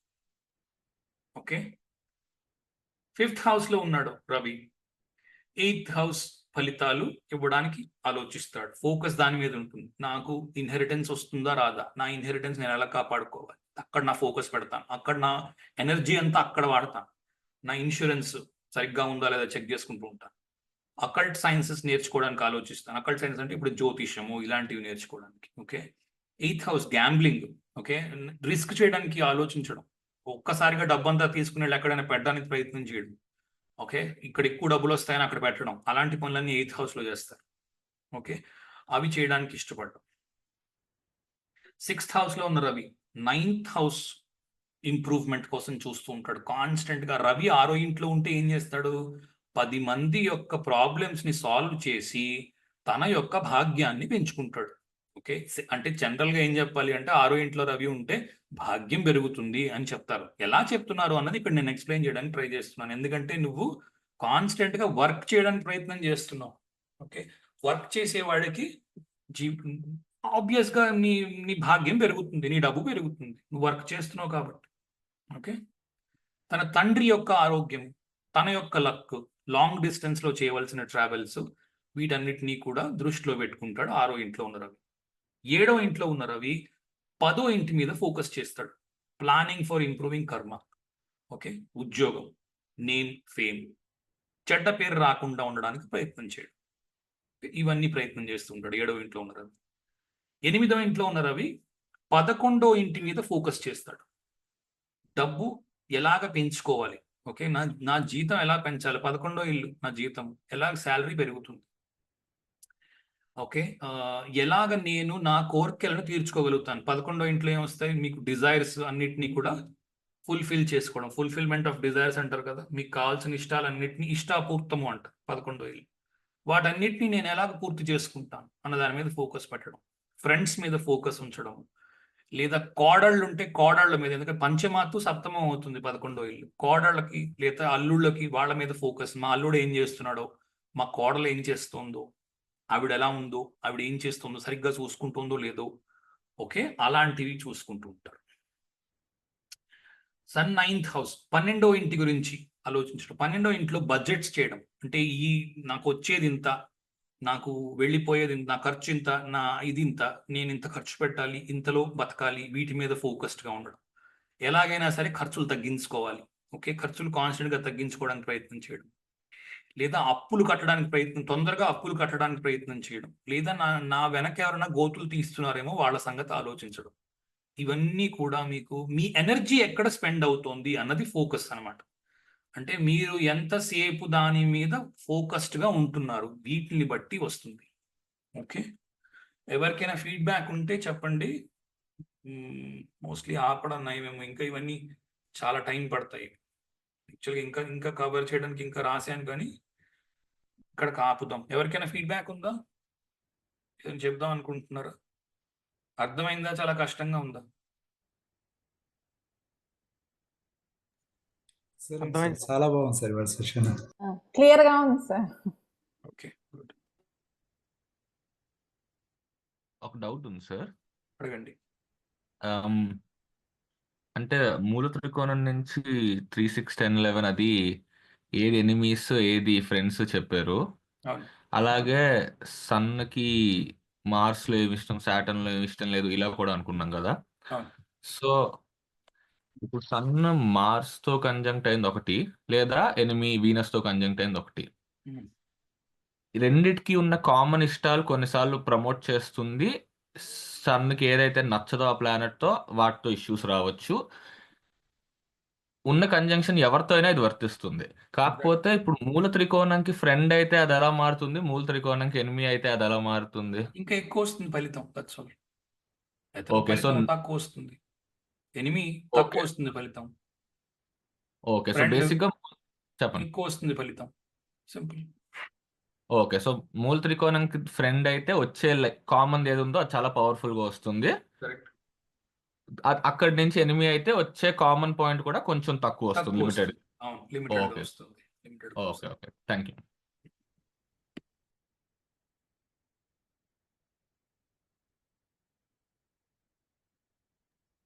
సార్ ఇది నోట్స్ అది మనకి నెట్ లో దొరుకుతుందండి, ఇది మీరు చెప్పింది ఇప్పుడు అది పెట్టలేదు, ఇంకా దీన్ని పెట్టాలి, ఎందుకంటే ఇది డ్రాఫ్ట్ స్టేజ్ లో ఉంది. ఇది ఇది కంప్లీట్ చేస్తే కానీ పెట్టను. కారణం ఏంటి అంటే ఇవి చదివేసుకుంటే అర్థమయ్యే విషయాలు కావు. ఓకే, రెండోది ఇది నేను ఓకే కాన్స్టెంట్ గా రన్నింగ్ నోట్స్ లాగా రాశాను. ఇది ఇంగ్లీష్ కూడా కరెక్ట్ గా ఉందన్న నాకు విషయం తెలియదు, ఎందుకంటే టైప్ చేసుకుంటూ వెళ్ళిపోయాను. ఓకే, సో ఓకే చదువుతున్నప్పుడు తప్పులు ఉండొచ్చునేమో అని నా ఉద్దేశం. అందుకని అది ఆ వీడియో కూడా ఉంటే తప్ప నేను పెట్టదలుచుకోలేదు. ఇది డ్రాఫ్ట్ లో ఉంది, ఇంకా లాస్ట్ వీక్ కూడా పెట్టలేదు, ఇప్పుడు కూడా అవును పెట్టట్లేదు. ఇంకా ఎందుకంటే ఇంకా 2 క్లాసెస్ పడుతుంది. ఇప్పుడు సన్న మినిమం 2 క్లాసెస్ పడుతుంది. 3 క్లాసులు పడ్డా పెద్ద ఆశ్చర్యం లేదు. సరే బోరింగ్ అండి. ఉందా, ఇప్పుడు ఏమన్నా ఓవర్ ఇన్ఫర్మేషన్ ఉంది, అసలు కాంటెంప్లేట్ చేయడం కష్టంగా ఉంది, అలా ఏం లేదు కదా? లేదు అలా ఏం సార్ లేదు. లేదు సార్ చాలా క్లియర్ గా చాలా ఉంది బాగుందండి. సార్. చాలా క్లియర్ గా చెప్తున్నారు సార్. ఎక్స్ట్రాడినరీగా ఉంది సార్, ఎక్స్ట్రాడినరీగా ఉంది. Okay good. సార్ ఇందాక సన్ హౌసెస్ లో 8 ప్లానెట్స్ ఉంటే అది సన్ కంఫర్ట్ గా ఉందని అనుకున్నాను కదా సార్. అవును. అప్పుడు బెనిఫిట్ అయితే మనం ఏమైనా రెమెడీ చేయాల్సి ఉంటుందా సార్? ఇప్పుడు పర్టికులర్ దశ వచ్చింది, దశ నడుస్తుంది అనుకుందాం. ఫర్ ఎగ్జాంపుల్ ఏదో రవి దశ వచ్చింది. రవి దశ వచ్చినప్పుడు ఒకవేళ సింహంలో రాహువో శనో, లేకపోతే మేషంలో శనో రాహువో శుక్రుడో ఉన్నప్పుడు రవి ఫలితాలు ఇవ్వడానికి ఇబ్బంది పడతాడు. ఓకే, ఇప్పుడు ఏదో రవి చెడ్డ ఫలితం ఇవ్వాలనుకుందాం. మొత్తానికి కంక్లూడ్ చేసింది ఏంటి అంటే రవి చెడ్డ ఫలితం ఇవ్వబోతున్నాడు అని కంక్లూడ్ చేశారు. కానీ మేషంలో శుక్రుడు ఉన్నాడు. ఉదాహరణకు చెప్తున్నాను, మేషంలో శుక్రుడు ఉన్నాడు, సింహంలో శనిను రాహు ఉన్నారు అనుకుందాం. రవి చెడ్డ ఫలితం ఇవ్వాలి, దశ నడవబోతోంది, దశ వస్తోంది ఇప్పుడు రవిది, మీరు చెడ్డ ఫలితం వస్తుంది అని చెప్పబోతున్నారు అనుకోండి, వీళ్ళిద్దరూ ఇవ్వనివ్వరు ఆ చెడ్డ ఫలితాన్ని. ఓకే, అప్పుడు అది మంచి జరిగినట్టు లెక్క అవుతుంది. పట్టుకున్నారు అనుకుంటున్నా. అదే మంచి ఫలితం ఇచ్చేటప్పుడు దాన్ని ఇంకా పెంచడానికి అప్పుడు తగ్గిస్తారు కదా సార్, అప్పుడు మనం పెంచడానికి ఏం చేయాలి అవును సార్? అవును, అది ఎలాగో తెలుసు. దానికి రెమెడీస్ చేయడానికి అవకాశం ఉంటే చేస్తారు. రెమెడీస్ కూడా లాస్ట్ లో ఇస్తాను, ఏం చేయొచ్చు, ఎలా ఉంటే రెమెడీస్ ఎలా ఇవ్వాలి. అందుకే ఆ రెమెడీస్ కి ఒక్కొక్క ప్లానెట్ కి ఒక్కొక్క క్లాస్ అవ్వచ్చు. ఓకే సార్, ఇప్పుడు ఇందాక ఒక ఎగ్జాంపుల్‌లో సపోజ్ సింహలగ్నానికి శుక్రమహాదశ జరుగుతా ఉంటే, రవికి శుక్రుడు శత్రువు కాబట్టి, శుక్రుడిచ్చే ఫలితమేమో శుక్రుడు సపోజ్ ఏ రాశిలో ఉంటే, ఆ రాశి డిస్పాజిటర్ ఫలితాన్ని శుక్రుడిస్తాడు. అలా కానీ అలా నేను చెప్పలేదు. ఇంకా నేను అసలు దశ గురించి మాట్లాడడం లేదు. ఇప్పుడు దశ అది ప్రశ్నలు అడగడం సింహలగ్నానికి waste. శని మహాదశ గురించి చెప్పారండి జస్ట్. మీ క్వశ్చన్ కంప్లీట్ చేయండి. Okay sorry. అదే సార్. అంటే శుక్రుడిచ్చే రిజల్ట్ అంటే పాజిటివ్ అయినా, నెగెటివ్ అయినా అది సింహలగ్నం అయింది కాబట్టి రిజల్ట్ తక్కువొస్తుందని అనుకోవచ్చా? అంటే అలా మీరు ఏం చెప్పింది అలా ఏం లేదు, అలా ఏం లేదు. ఇప్పుడు నేను సింపుల్ ఎగ్జాంపుల్ చెప్తాను చూడండి. శుక్రుడు సింహలగ్నానికి తృతీయ రాజ్యాధిపతి. ఓకే, మీకు రకరకాల కష్టాలు తీసుకొని రాగలడు, లైఫ్ లో తీసుకొని వచ్చి మిమ్మల్ని తయారు చేస్తాడు ఒక మనిషిగా. అందుకే కొండపల్లి రాజా సినిమా చూడమన్నది. అందులో వెంకటేష్ ఎలా తయారవుతాడో అలా తయారు చేయగలదు శుక్రుడు. అర్థమైందా? అర్థం అని మళ్ళీ చెప్పనా? అంటే okay sir. 2 enemies opposite planets కాబట్టి ఆ రకంగా హర్డిల్స్ తీసుకొస్తాడు. Okay sir. తీసుకొస్తే మీట్లో పట్టుదల పెరుగుతుంది. నేను ఎలాగైనా సుమన్ని గెలవాలి అని వెంకటేష్ బయలుదేరుతాడు. కానీ ఆ రిజల్ట్ ఏమవుతుందనేది ఆ స్థానం బట్టి డిస్పాజిట్ బట్టి ఎగ్జాక్ట్లీ. ఉంటుందా? D9 చూస్తే కానీ రిజల్ట్ చెప్పలేము. ఫలితము నవాంశలో ఉంటుంది, ప్రయత్నము D1 లో ఉంటుంది. Okay sir. Okay. Thank you sir. అర్థమైంది సార్. సార్ ఇప్పుడు కుజ అన్నారు కదా, అది కొద్దిగా ఫైరింగ్ ప్లానెట్ కదండి. దాంట్లో ఇప్పుడు అంటే మాట అనడం ఎక్కువ ఉంటుందండి ఎవరికైనా, అలాగే అవకాశాలు అంటే ఉన్నాయి. నోటు అంటే వాటి చెప్పలతో అంటే నోరు జారడం ఉండొచ్చు, త్వరగా నోరు జారచ్చు. అంటే నోరు జారాలని నోటికి సంబంధించిన ఇల్లు అయి ఉండాలి, రెండో ఇంటి సంబంధం అయి ఉండాలి. ఓకే, అది లేకుండా నోరు జారడం ఉండదు. ఓకే ఓకే ఓకే సార్, ఇంకొక ఫీడ్‌బ్యాక్ విషయంలో ఇందాక మీరు చెప్పారు కదా సార్, సన్ 6థ్ హౌస్‌లో ఉంటే దాని ఫోకస్ 9థ్ హౌస్‌లో ఉంటుందని. సో, నాకు తెలిసిన వాళ్ళకి అలానే ఉంటుంది సార్. ఆ పర్సన్ తన కోసం కంటే కూడా వేరే వాళ్ళ కోసమే సర్వీస్ చేస్తా ఉంటాడు. మీరన్నట్టే అది బాగా మ్యాచ్ అయింది సార్. 6థ్‌లో సన్ ఉన్నప్పుడు తన ఫోకస్ 9థ్ అని మీరు చెప్పారు కదా సార్, భాగ్యాన్ని పొందుతాడని. అది బాగా మ్యాచ్ అయింది సార్. అలాగే లగ్నంలో సన్ ఉన్న వాళ్ళు కూడా కంఫర్ట్స్ కోసమే వాళ్ళ ఫోకస్ పెట్టడం అనేది కూడా నేను చూసాను సార్. ఓకే ఓకే, అంటే అక్కడికి అయిపోలేదు. ఇంకొక విషయం గమనించాల్సింది ఏంటుంది అంటే, ఇప్పుడు ఇప్పుడు లగ్నంలో శని అని అనుకున్నా, లేకపోతే ఇంకోటి అనుకున్నా, ఇంకా ఇవన్నీ ఫలితాలు ఉన్నాయి. ఓకే, సన్ వదిలేస్తాడు, సన్స్ నెగ్లెక్ట్. ఇప్పుడు ఫోకస్ మాట్లాడేమో, సన్స్ నెగ్లెక్ట్ మాట్లాడాలి. బర్నింగ్ సన్ అంటాం, అంటే ఎక్కడ సన్ పని చేస్తున్నాడు అన్నది. అసలు సన్ ఎక్కడైతే పని చేయలేడు, వేరే వాళ్ళకి అప్పగించేస్తాడు. ఎందుకంటే తను దూరం అయిపోయాడు. 7వ ఇంట్లో సన్ ఉన్నాడు ఒక చోట నుంచి. ఎక్కడి నుంచి రవి 7వ ఇంట్లో ఉంటాడో ఆ ఇంటి యొక్క ధర్మాన్ని వేరే వాళ్ళకి అప్పగిస్తాడు. అందుకే వాళ్ళు అక్కడ ఉన్న గ్రహాలు మీకు వక్రిస్తాయి. 7వ ఇంట్లో రవి నుంచి 7వ ఇంట్లో ఉన్న గ్రహం చూడండి వక్రించి ఉంటుంది. కిందటి వారం చెప్పాను ఈ మాట. రవి ఇక్కడ ఉన్నాడు, రవి నుంచి 7వ ఇంట్లో ఉన్న గురువు వక్రించి ఉంటాడు. కారణం ఏంటి అంటే రవి ఈ ఇంటి ఫలితాలు ఇవ్వలేడు. ఇప్పుడు రవి అంత దూరం వెళ్ళి అవి గవర్న్ చేయలేడు. కనుక ఇక్కడున్న గ్రహాలు మేమిస్తాం ఫలితాలు ఇప్పుడు అంటాయి. ఈ కుజుడు, ఈ గురువు, ఇక్కడిది ఈ 5, 6, 7, 8, 9 ప్రదేశాలు రవి నుంచి రవి తక్కువ ఇవ్వగలడు ఫలితాలు. ఆ గ్రహాలు ఇస్తాయి ఫలితాలు. అందుకే వాటికి చేష్ట బలం వచ్చిందంటారు. అందుకే అవి చేష్ట చూపిస్తాయి. రవితో కలిసి ఉంటే చేష్ట చూపించడం కష్టం, ఎందుకంటే రవే ఇస్తాడు ఫలితం అప్పుడు. Okay sir. ఓకే, అర్థం సార్. సార్ పోయిన వారం డౌట్ ఉంది, అడగచ్చు సార్? అడగండి. అదండి, రవి 3వ ఇల్లు అన్నారు కదా, ఇప్పుడు మీనానికిని కర్కాటకానికి వృచ్చికానికి 2వ ఇల్లులో రవి నక్షత్రాలు ఉన్నాయి కదండి, చివరి నక్షత్రాలు. క్వశ్చన్ త్వరగా అడగండి. అందులో ఉన్నప్పుడు కూడా స్టేట్ గా మాట్లాడతాం, స్పీడ్ గా మాట్లాడుతూ ఉంటారు సార్. అంతే 3 నక్షత్రాలు అందులో నక్షత్రం ఇందులో ఉంది కదా. ఏంటో మీ ప్రశ్న నాకు అర్థం కాలేదు అసలు. ఇప్పుడు రవి 3వ భావంలో ఉన్నప్పుడు స్పీడ్ గా మాట్లాడగలుగుతారు, ధైర్యంగా వెళ్ళి. ఇంకా రవి 3వ ఇంటి గురించి మనం మాట్లాడలేదండి, ఓపిక్గా ఉండండి. ఓకే, ఇంకో 2 వారాలు ఆగండి. అంటే పోయిన వారం చెప్తున్నారని. అదే చెప్తున్నా, మనం ఇంకా పూర్తి ఫలితాలు ఓకే. నేర్చుకోలేదు. 2 వారాలు ఆగండి. 2 వారాలు అయిన తర్వాత అప్పుడు మీరు రవి 3వ ఇంట్లో ఉంటే ఏం ఫలితం వస్తుంది, 4వ ఇంట్లో ఉంటే ఏం ఫలితం వస్తుంది, అవి ఇస్తాను విడిగా. ఓకే, ఇవి ఓకే సార్. రవి నుంచి ఏ ఇళ్ళు ఎక్కడున్నాయి అన్న దాన్ని బట్టి ఇవి ఫలితాలు. రవి నుంచి 4 ఇళ్ళు లెక్క పెడితే ఏమిటవుతుంది, ఎలా ఉంది? రవి నుంచి 10 ఇళ్ళు లెక్క పెడితే ఎలా ఉంది? రవి ఎక్కడున్నాడో అక్కడ ఎలా ఉంది పరిస్థితి? అవి వాటి గురించి ఇది మాట్లాడుతున్నాను ఇవాళ. Okay, thanks. సార్ ఇందాక రవి నుంచి 7, 8 ఫలితాలు రవి ఇవ్వలేడు కాబట్టి ఆ గురుడు, కుజుడు ఇవి రెట్రోగేట్ అవుతాయి కాబట్టి చేష్టా బలం పొంది ఫలితాలు ఇస్తాయని చెప్పారు సార్. అవును. మరి బుధ, శుక్రులు దగ్గరలోనే వక్రిస్తారు కదా సార్. అవును, అప్పుడు వాటికి వస్తాయి ఫలితాలు, చెప్తా. అక్కడ దాకా ఓకే. వచ్చాక మాట్లాడు. ఎందుకంటే ఓకే. మీరు అడిగిన ప్రశ్న ఏంటంటే 3 గంటల సేపు చెప్పవలసిన దాన్ని 3 సెకండ్లో నేను చెప్పలేను. Okay sir. Okay sir. ఇంకో క్వశ్చన్ సార్. అడగండి. ఇందాక మీరు చెప్పినట్టు నార్మల్ ఎనిమీస్ అయితే ఫలితం తక్కువ రావచ్చు అలా అన్నారు కదా. సో ఇప్పుడు సపోజ్ సన్, సాటర్న్ కలిసి ఉన్నప్పుడు జనరల్లీ ఎనిమీస్ కాబట్టి డిస్లైక్స్ కూడా తక్కువ స్ట్రాంగ్ గా ఇస్తాయా, లేదా ఏవైతే డిఫరెన్సెస్ ఉన్నాయో అవి చాలా పవర్ఫుల్ గా ఇస్తాయా? Okay, 1 sec Ravi.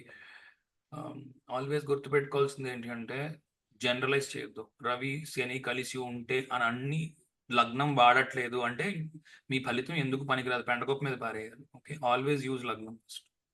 ఓకే, లగ్నంలో రవి శనులు ఉన్నారు, ఫలితం వేరొస్తాం. లగ్నంలో రవి ఉన్నాడు, సప్తమంలో శని ఉన్నాడు, ఫలితం వేరొస్తాం.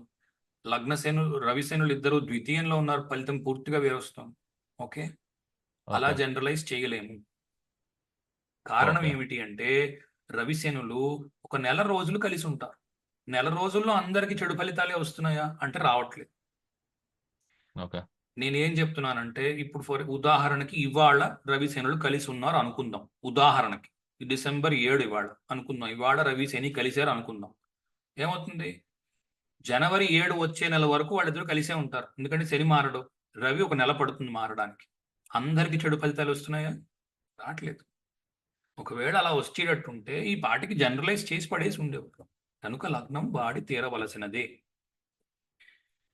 Okay okay okay, good. Okay thank